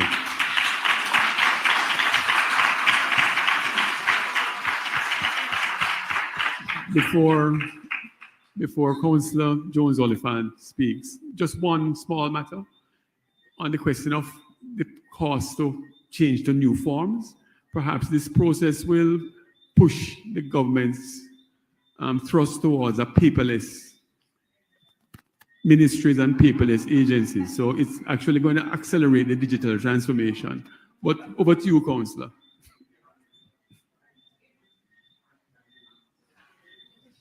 It's working, I think. Try again. Yeah, man. Yeah. Thank you, Mr. Chairman, and welcome committee members to Manchester and Mandeville in particular. My question is, all of us in this room are privileged sons and daughters of Jamaica. How are you going to reach the small man in rural Jamaica that he feels a part of this constitution reform? What means are you going to use to reach them outside of us? Thank you. Okay, so if I might, you came with some suggestion. yeah, if I might answer, as the chair of the Public Engagement Committee, one of the things I know is absolutely necessary, Councillor, is for people like you to be involved. Because there is no, my friend is standing in the white shirt there, and the Bethlehem teachers speech together, and I was saying, and I know he's a councillor. To be. Councillor candidates. And I said to him, you know, Carl, people like you as councillor candidates who have people on the ground, and I said it to MP Crawford, that and MP Michael a while ago, start putting your groups together. You need to start having those conversations with people. It's the only institution in this country that is empowered to really politically educate Jamaicans is who? The political parties. It's the responsibility. It would have been good if in our schools we were teaching civics so that we could have been further along in the conversation. But for now, that is not happening. And so the institution that is responsible for getting people up to date with this conversation happens to be the political parties. The political parties have a huge responsibility to ensure that across the length and breadth of Jamaica, in every constituency, in every division, these conversations are being had. But we also have other institutions that we are relying on. So when we come to a place like this, we know we can't reach everyone, but we have the church represented here, and church is held every Saturday and Sunday and on Wednesdays and Mondays in Jamaica. Those conversations must be had in the church. They're justices of the peace who are leaders in their own right. They're service organizations, the Rotary Club, the Lions Club, all of the service organizations where people meet to discuss matters related to their well-being and to all our collective well-being as Jamaicans. These conversations must be had there. And I know that we have the capacity in our local leaders to do that. So even if we are not at the table as a Constitutional Reform Committee, there are leaders in Jamaica who can begin the conversations, but if we are needed, then they can also reach out to us to help to facilitate the discussions. So while the committee has a remit, and the subcommittee that I chair has a remit to make sure that Jamaicans are engaged, we can only rely on those organizations that are at the heart of the local organizing of people to ensure that the message gets out there. Okay. Thank you, Dr. Spence. Okay, good night, everyone. So, Remember to my name introduce is yourself. Sabrina Barnes, and I think it's safe to say that I'm the youngest person here, and that should say a lot.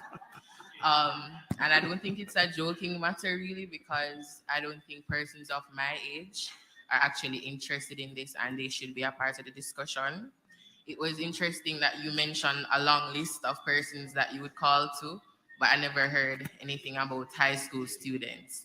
So my first question, I had a lot of questions, but in the interest of time, I plan to represent all the young people who should have been here, but nevertheless, my first question is, how does the youth voice add to this reform? So I want to know, will we be able to frame the constitution that we want to see? And will we be able to also frame the republic that we want to see? I also have, yes, so that's one of the questions. I'm going to invite Sujay Boswell, who is a youth representative on the committee, to respond to that. Good evening, everyone. So let me just say thank you, Sabrina, for joining us this evening. I think it's really good that you've turned up and are participating in this way. So in terms of youth participation, it is something that we have to be very deliberate about.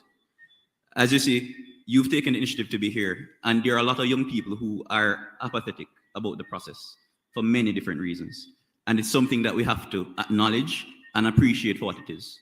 So in terms of strategizing and reaching youth, we actually have to go into the spaces where young people are, because that is the reality of what we face. So as it pertains to students at the high school level, we have been engaged in the National Secondary Students Council, which is made up of the different student council leadership across the island. Additionally, what we'll be doing is to engage as well the Jamaica Prefects Association, because they're in the schools and there are leaders who are seen to be reputable in the schools, and they can be advocates and ambassadors for what we're doing, both from a feeding up perspective where they're sharing their perspectives on the issue, engaging the students in the schools, as well as taking the information from the CRC back to the institutions. We'll also be engaging through the National Youth Council. We've had some engagements with them already. And so from a community perspectives, the National Youth Council as well as the National Police Youth Clubs, they are within community spaces. So it is a multi-pronged approach to engaging youth across the country. One of the things that we have to do is to engage in a youth-friendly way. So the Constitution as it is filled with legal jargon. It's technical language. And so in our work as a CRC, we have to ensure that the information is packaged from a youth-friendly perspectives. And so what we're doing is that we're engaging with different partners to break down the language. We'll also be rolling out a poll very shortly, and it'll be focused on young people in high schools as well. So there are different strategies that will be deployed to ensure that the youth perspective is incorporated and integrated in the processes of the Constitutional Reform Committee. I should like to add that youth engagement subcommittee has in fact been formalized, and the terms of reference are being finalized. And that will be chaired by Sujay Boswell, and we will reach out for members from the youth group. And we've also been engaging with the university and colleges. We actually had a great constitution debate on Monday at the University of the West Indies, where the moot was the president in the Republic, UTEC, debating UWI. Fascinating discussion took place. Okay, thank you. The next question is for you, Minister. Will this reform reignite the discussions of repatriations and reparations? Because we're talking about, Jamaica being for Jamaicans officially. So will we start to get back what is ours?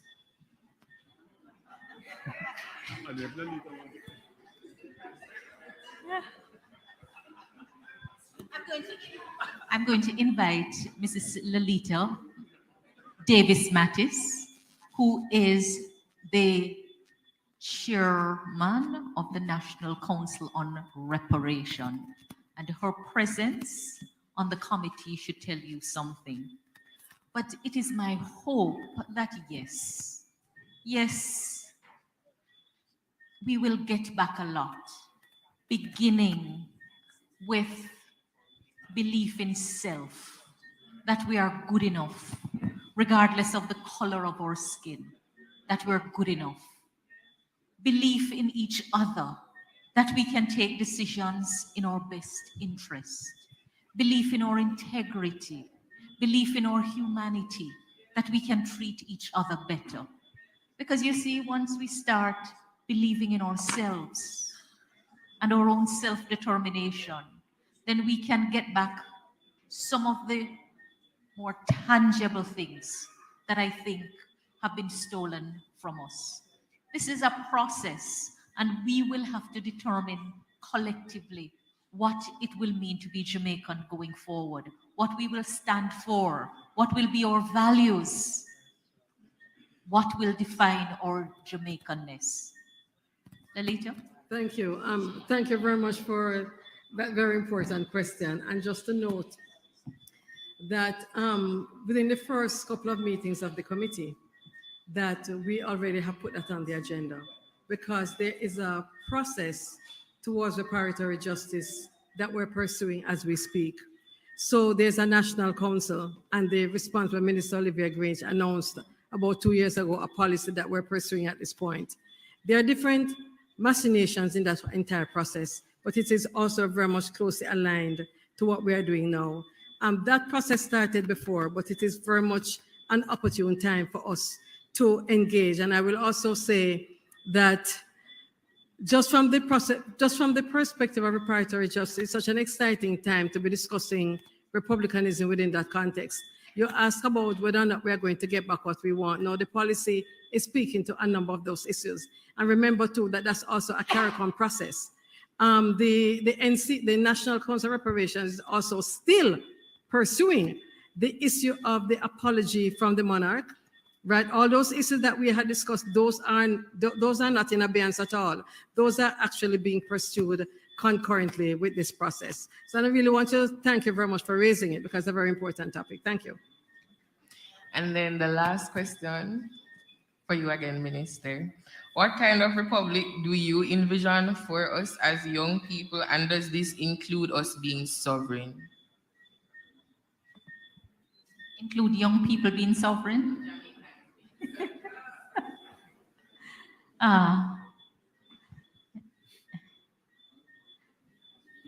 I envision a redistribution of power in the state and in the government. I envision those who act on behalf of the government and on behalf of the state will treat each other respectfully, will bring the best of their expertise and their experience in making progress on the problems that we face as a nation. I envision our mainstreaming excellence in our culture, as opposed to pockets of excellence. And we have seen glimpses of those pockets of excellence. As Senator Scott Motley said, when our gold medal record-breaking athletes germinate on the international stage, national pride stir within our breast.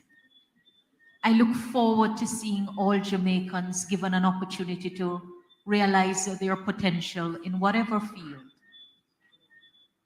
I look forward to the laws that are passed for our benefit and our protection being enforced.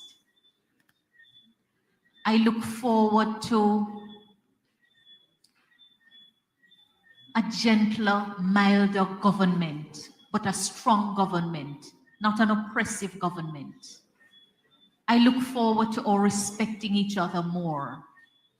And I look forward more than anything else that the people who are set to govern us do not appear to be replacing the colonial masters.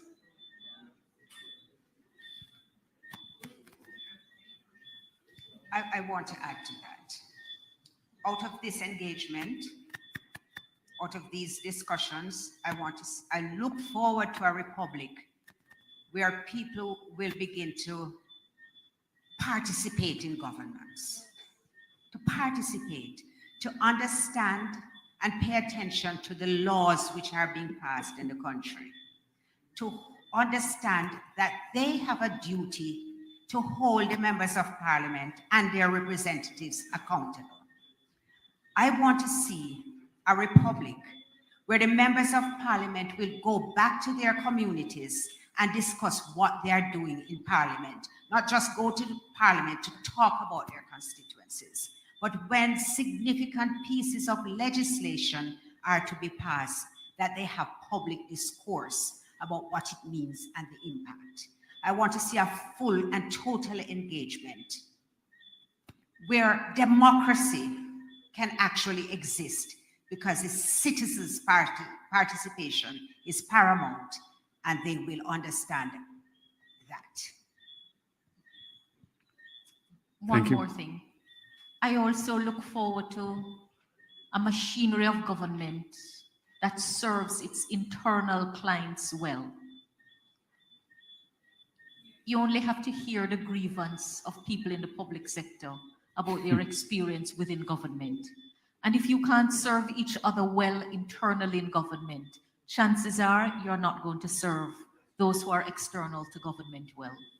And more than anything else, I look forward to the time when I shall have retired from public life and I have to call no one in any place for anything because there would be a minimum level of efficiency that we enjoy government services with, more than anything else. Member Phillips.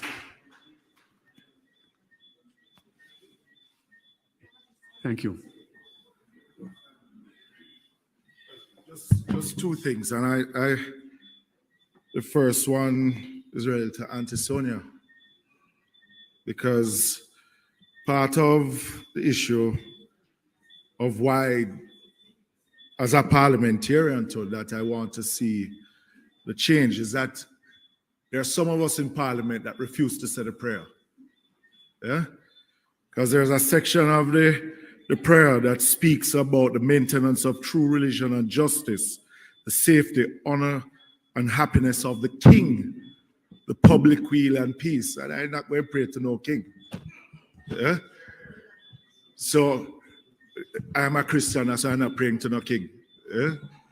But just to pick up where Senator and the Minister left off, and I, in 2020, when I tabled the private member's motion, the question that was asked of me then was what becoming a republic, how will it change the lives of our people? And I think that is the greatest challenge that we have. Because when the young lady asked, what is it that you want to see?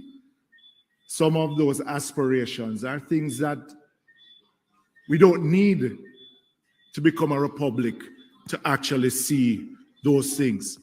And I think the greatest things for Jamaicans is really to see how government, and I'm not speaking about this government itself, but how government will work for the people. I think that is critical. I think that's why there's apathy amongst a generation in why it is that this really don't matter. Because how is it that their lives are going to be any different in us becoming a republic?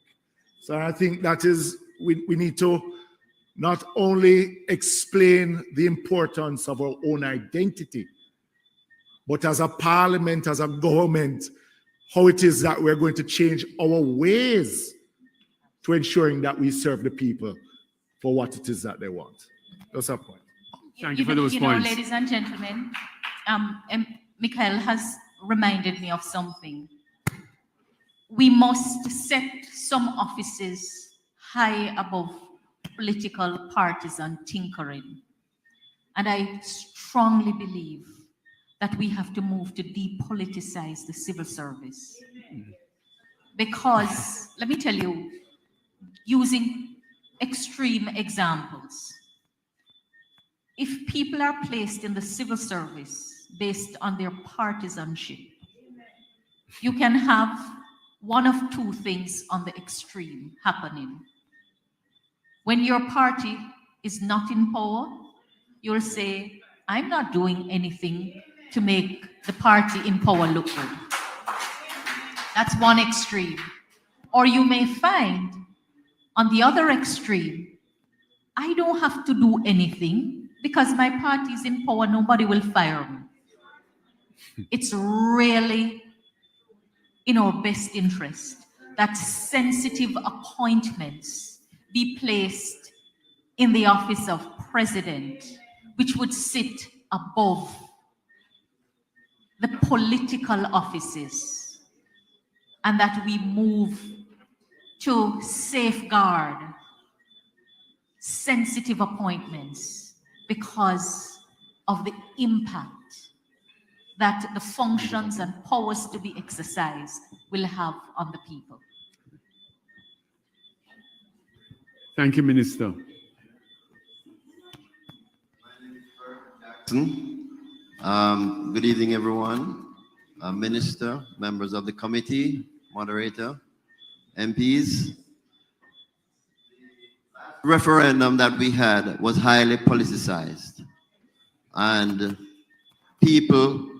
a lot of people didn't even know what they were voting for. They voted based on what each political party suggested to them or preached to them to vote. What are we going to do this time to minimize that? Now, we know that we have freedom of speech, right? And the politicians, MPs, caretakers, councillors are very influential to people, especially those people who are minimally educated, those people who do not read much, do not listen to the news, are not aware of what is happening. They just follow what the MP or the political leader says or suggests. What are we going to do this time to minimize it? Are we going to gag the politicians? I mean, everybody is due free speech, but maybe we should say you cannot express your opinion in public. Keep it to yourself. Well, Senator Scott Motley and I are politicians. She's in the Senate. I'm in the House of Representatives. We have MP Michael Phillips and MP Rhoda Moy Crawford. And among the four of us, we are on different sides of the aisles. We were discussing internally within the committee the dilemma that we face. And I said in an earlier meeting that when Senator Scott Motley spoke on the issue, it brought such clarity for me. We are expected to agree across the political aisles in order to have a bill put to the people for their approval. The process is a long one, and if we get too close to an election, the real question is how will we campaign since we are competing? It's a competitive political space, and it is something that we continue to ponder. It is for that reason why, when we're looking on the timeline for the bill, we had counted backwards from the end of the life of the parliament, give and take, and how long it would take to pass the bill through all of its stages, including putting it to the people for their approval. And that's how we arrived at what has been viewed as a rush or an ambitious timeline. But if we don't do it in the life of this parliament, when will we do it? When we look back on how much talk was done and it never happened. If we didn't have a timeline to do something, chances are, important as this forum is, it wouldn't be taking place. So it's the million-dollar question. It is my hope that since the committee is constituted as an advisory committee, including, among others, representatives from both sides of the parliament, or agreeing to a process, that we will honor that process. And internally, within the committee, where recommendations are to be made for consideration, that any view of the government or opposition, PNP, JLP, could be brought to the committee through the respective representatives so that we can have the benefit of other members of the committee thinking on it. Because if we agree that now is the time to make the change, even while we must educate and engage, and we don't take the step to get a bill in the parliament to make the amendments, the change will never happen. So it's going to be a test of our democracy, of our maturity, and whether we can truly rise above the natural instinct of partisan competitive politics that we have not practiced very well, but thankfully, in spite of the practice, we have not had instability around transitioning from one administration to the next. But it is something that I think all of Jamaica will be looking to see.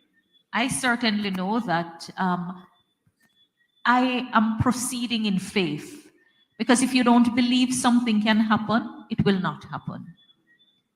And I'm grateful for the very constructive manner in which the opposition members of the committee have engaged the process.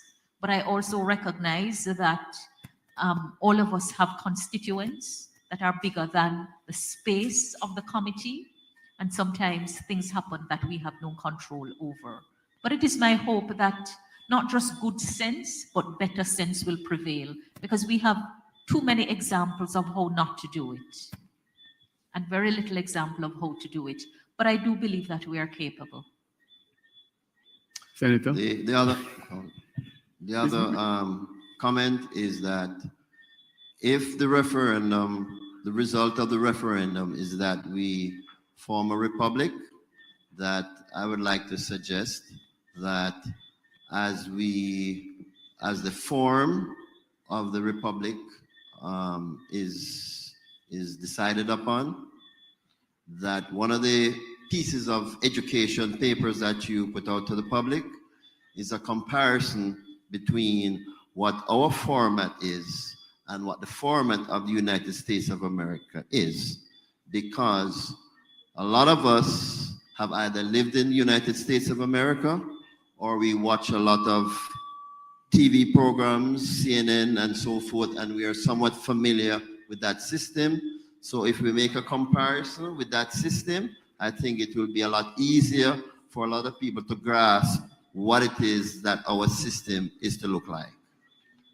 Thank you so much for that suggestion. We're fortunate to have an international constitutional law expert. I hope he is tuned in, and I'm going to task him with providing us with that comparative frame between the US and what it is that we will ultimately propose. But thank you so much. Our colors, our national colors are black, green, and gold. Hopefully we'll keep those colors in the new republic.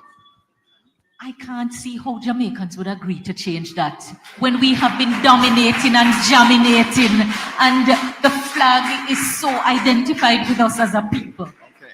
That's not one that's up for change, at least not that I'm aware of. What I would like to see, and a lot of us would like to see, is that the color between the green and the black, which looks to most of us like yellow, should look more like gold. It is supposed to be gold. You're like my husband, who complains when he sees it looking more gold, yellow than gold. Yes. He says, that's not the right color. That's not the right color. We need to change to the real color, gold, not yellow. Duly noted, sir. Actually, one of the proposals is to have our national symbols in the Constitution, including our flag and so on, or national anthem, or pledge, etc. Yes. The different of the shade of gold and the shade of green in the Constitution. I shall take that on for further recommendation. Thank you so much. Thank you. Yes, sir. Yeah. Evening, everyone. My name is Marco Duhaney. My question leans more towards the structure of our government. With no king, there's no governor general. Where does that leave the justice of the peace system? You have framed it so well, and so simply, and so clearly. Thank you. The Custos came into the question, the custodies.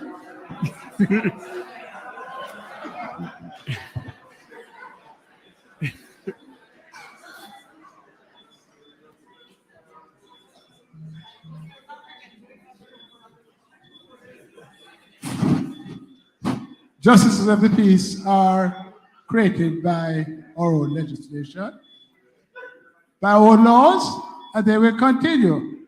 The important thing is to make sure that in the same way we're talking about depoliticizing a number of other institutions within our country, that we make sure that we elevate the status, the office, the role of the custos as the Chief Justice of the Peace within the parish, and that her or his influence is able to spread through the Justice of Peace who exercise important functions within our country.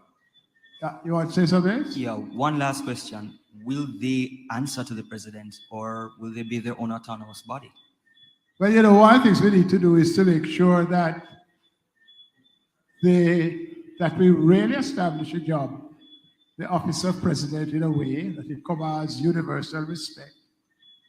And that since the custos will, in all probability, be the representative of the president in each parish, that same influence flows through the Governor General to the custos and into the JPs. But it is something about which we need to have more discussion, and I welcome your question. Thank you very much. Thank you, sir.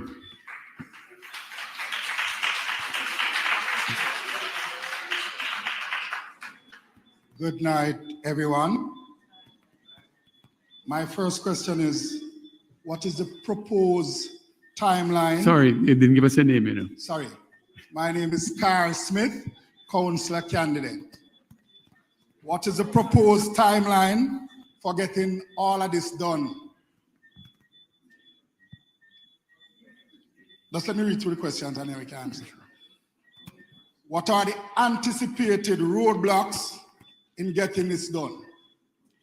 If we are planning to be away with the king, that simply means we are going to leave the Privy Council. And the final question, are we in consultation with Barbados, who has just become a republic?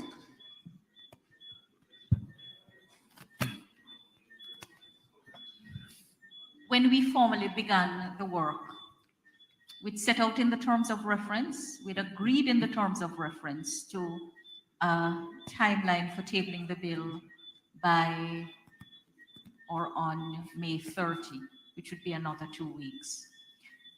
Between the commencement of work and now, different groups in the society have asked for a different sequencing of the steps. So normally, the deliberations would be informed by the views as we understand them, including from direct consultation.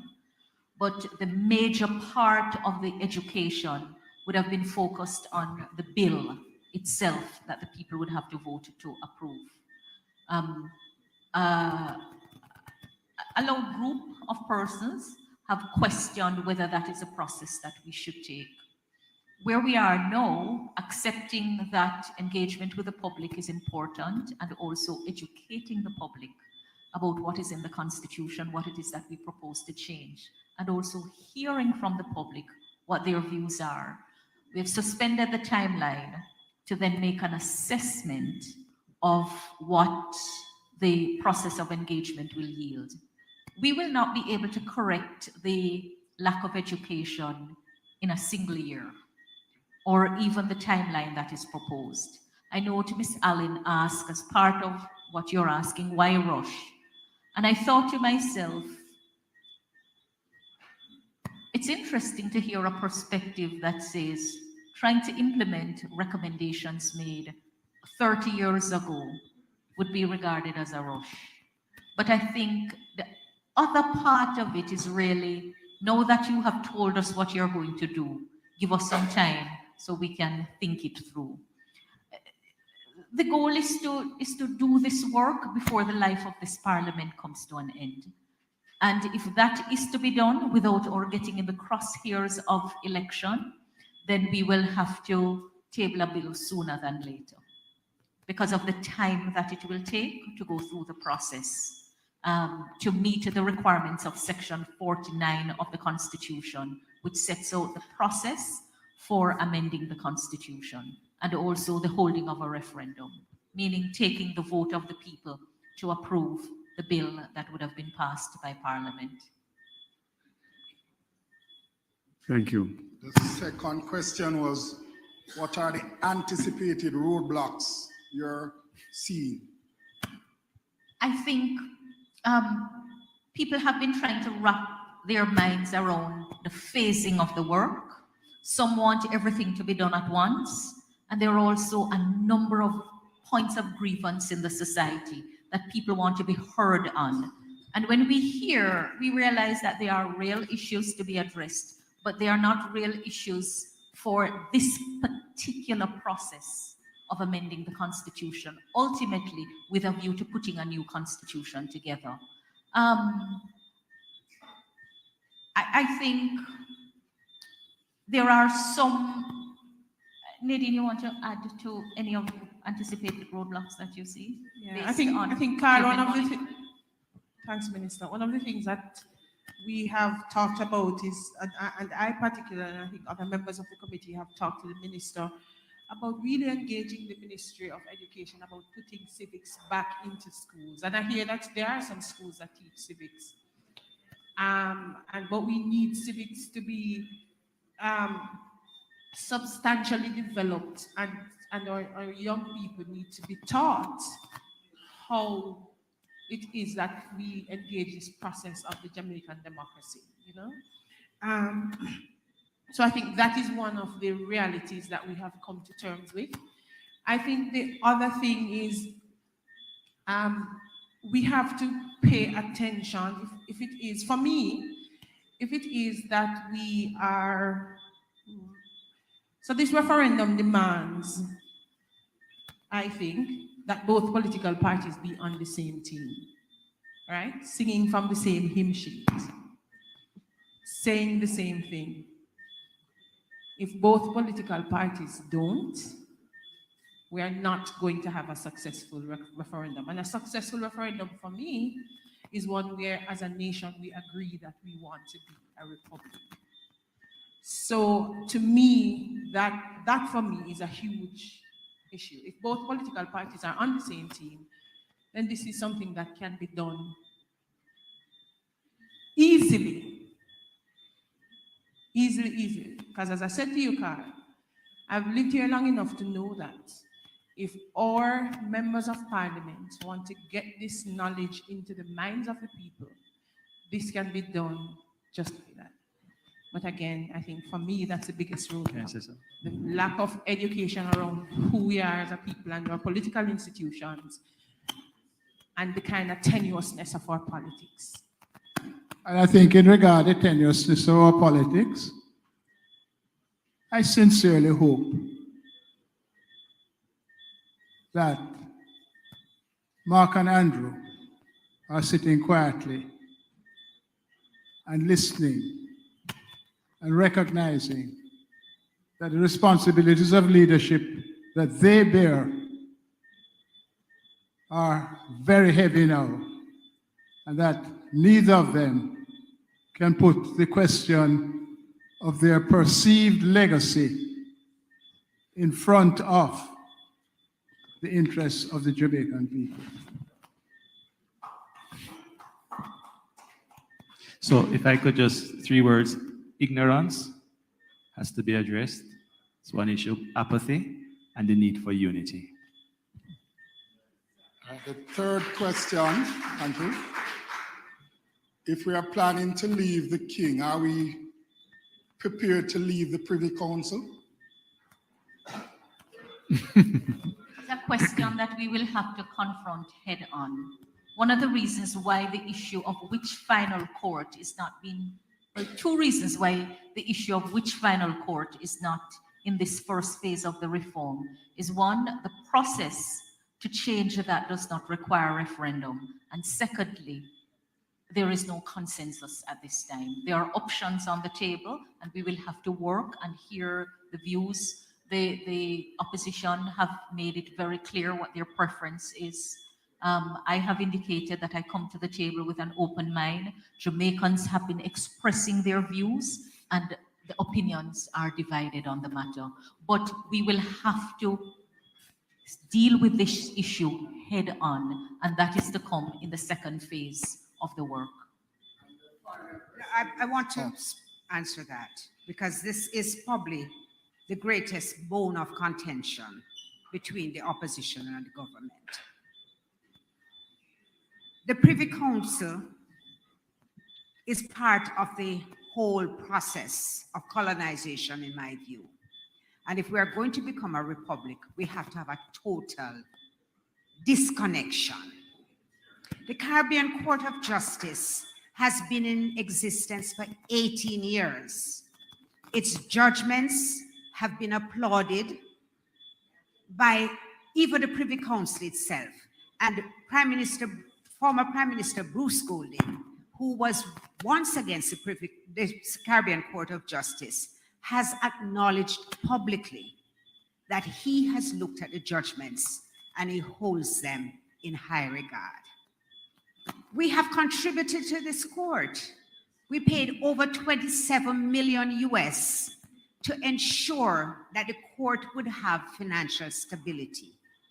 And the only challenge which I would throw out to the minister, understanding well that it might not be her views, is that put it on the table now, what it is that the options are, so that the people can also examine them and make a decision. We need to see the options. That is the only thing that I ask at this stage. Let us have the choices.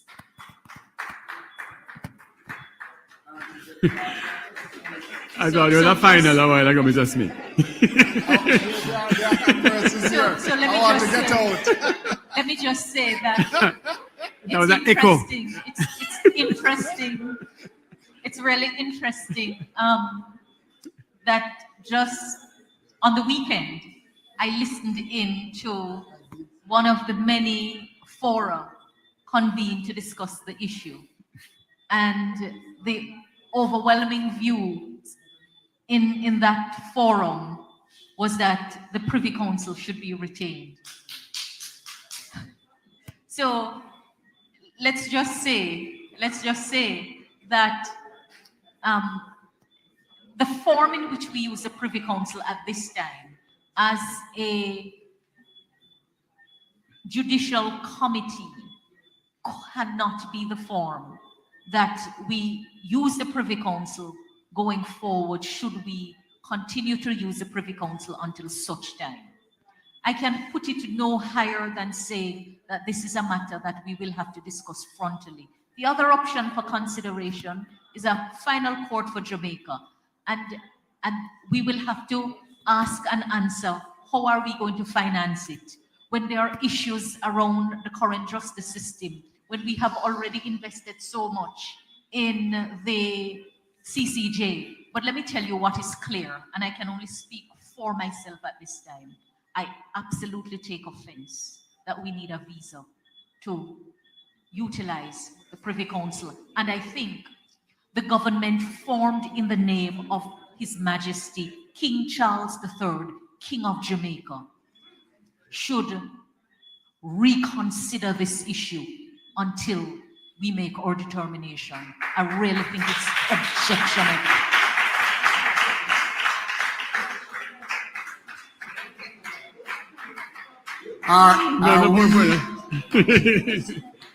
Are we in consultation with Barbados? Can I say this, Carl? We're in consultation with so many countries. When I got the package for this committee, it was a huge book with whole heap of constitutional reform, Mauritius, Barbados, and we have constitution. One of the things that people had taken issue with at the time when the committee was constituted was that there was somebody outside of Jamaica on it. One of the things I learned was that our constitutional expert, Dr. Lloyd Barnett, sits on so many other, or participates in other constitutional reform process. So from his knowledge and the knowledge of the other international experts at the table, we draw on the experiences of several other countries, South Africa, Mauritius, yes, Barbados, Trinidad and Tobago, all the other countries that have gone through this process, and learning as well about how other systems that we are exploring are dealing with some of the hard issues that they have to deal with. So we are drawing on not just Barbados, on the lessons from Barbados, but all the other countries in the Commonwealth who have walked this route, and other countries in the world that are engaged, have been and are engaged in the process of constitutional reform. Just to say also that I am part of a little group of law ministers and attorneys general, which include the law minister and attorney general of Barbados. And we have discussions behind the scene. We exchange lots of information. So on another level, there is close contact. Thank you. Yes, sir. Your name, and you are the last, you have the privilege of being the last questioner tonight. Good evening. My name is Errol Smith. I just want to ask, it is bantered about by the your team up there that consensus will be seat between the JLP and the PNP in choosing a president. I am suggesting that or asking if civil society or civil society group can nominate a president, a person for president, and not just leave it up to the JLP and the PNP, because they will only choose persons that they think will feather their nest, and we, civil society, should nominate a persons that they think would be there for them and not for the political persons them that will be running the political, their political agenda. The next thing I would say to the minister, I heard she was saying that the president will. So I am getting from her that the president, she fashioned a president already, because she was saying that civil servant and those boards and all of those things will be chosen by the president. So I am saying, what I'm seeing now is the president will have free hand to go out and choose the people that he think is best to manage all these boards and different things that now the prime minister choose, and basically choose his friends and his party affiliates to run these things. So we'll want a president that will have that authority as president to choose for the people, not for the political people, them to nice stuff, for the people to run these boards and different organizations that now the prime minister choose those persons. Thank you, Mr. Smith. Thank you. Mr. Dr. Henry. Let me see if I understand you. So your recommendation is that the president should be nominated by the people? Yes. Okay. And not by the political process. Because right now there are minorities. Civil society. Yes, there are minority. Both the JLP and the PNP right now in this present country is minority. So they should have all of those power to choose somebody to rule over us consistently. So I just wanted to be clear what you're saying, because that they are minority. No, the mass of the people don't vote for them. yeah, I just wanted to say what you're saying resonates with me, but we have to figure out how that could work. All right.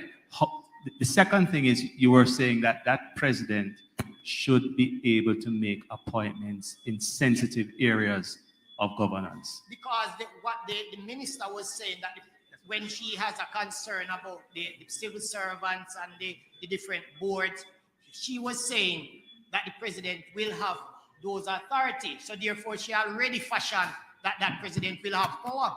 And that's what we want. Let me clarify for you. Currently, the civil service is actually, a civil service is supposed to fall under the head of state in our current system. But the practices do not align with what we have.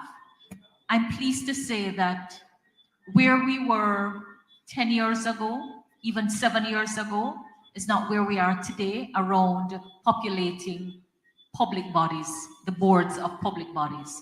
We have actually gone through significant legal reform in that area, and we now have competency profiles, real sophisticated system to address the genuine concern about who gets to sit on the boards of public body and in turn how they are governed. The law by way of regulations, they were approved in the parliament and you can access them at the Ministry of Finance website, you can access them at the parliamentary website. So contrary to what some may believe, we're already way down the road on that.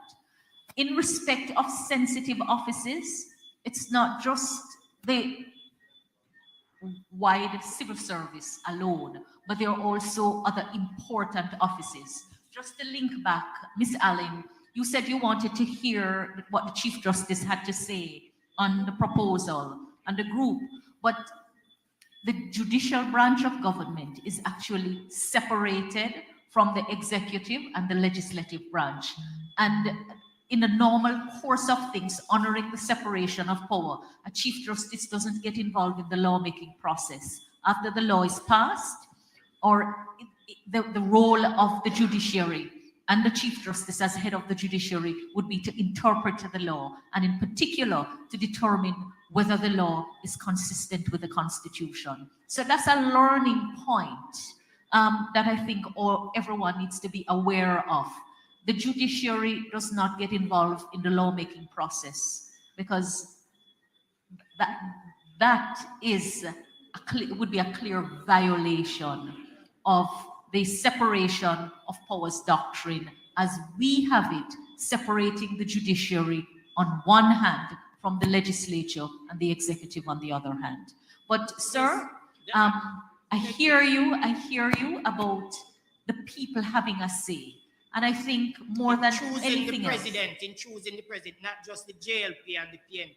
Civil society should choose or nominate somebody that they think can be their president. I have taken note of it.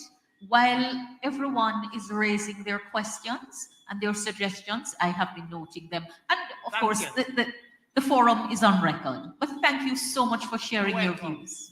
And pointing, sir, to the contact information was on the screen where you can send your suggestions, whether by WhatsApp or by email. So anyone in here has a developed position that they want to write a paper to the committee for us to consider, the contact information, it's not there now, but at different points, there you go. You can send your information to the contact information on the screen. Okay, thank you. Thank you, thank you, thank you. Democracy ultimately rests on a higher power than Parliament. It rests on an informed, cultivated, and alert public.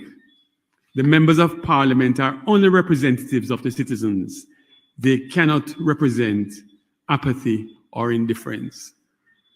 Those are the words of Eric Williams, the first Prime Minister of Trinidad and Tobago. Famously, as Mrs. Small will tell you, the man who came back to the Caribbean as a world-renowned historian and held classes at the University of Woodford Square. Public education, public awareness, public interest is at the heart of this process. Citizens of Manchester, you have acquitted our parish well. You have turned out, you have been engaged, and the engagement does not stop here. You now have a responsibility to go into the highways and byways and engage more citizens, keep yourself informed. There's a website, there is social media, there are many other avenues to get information and to share information. It's important that we keep involved in the process. I want to thank the members of the Constitutional Reform Committee for being here with us tonight.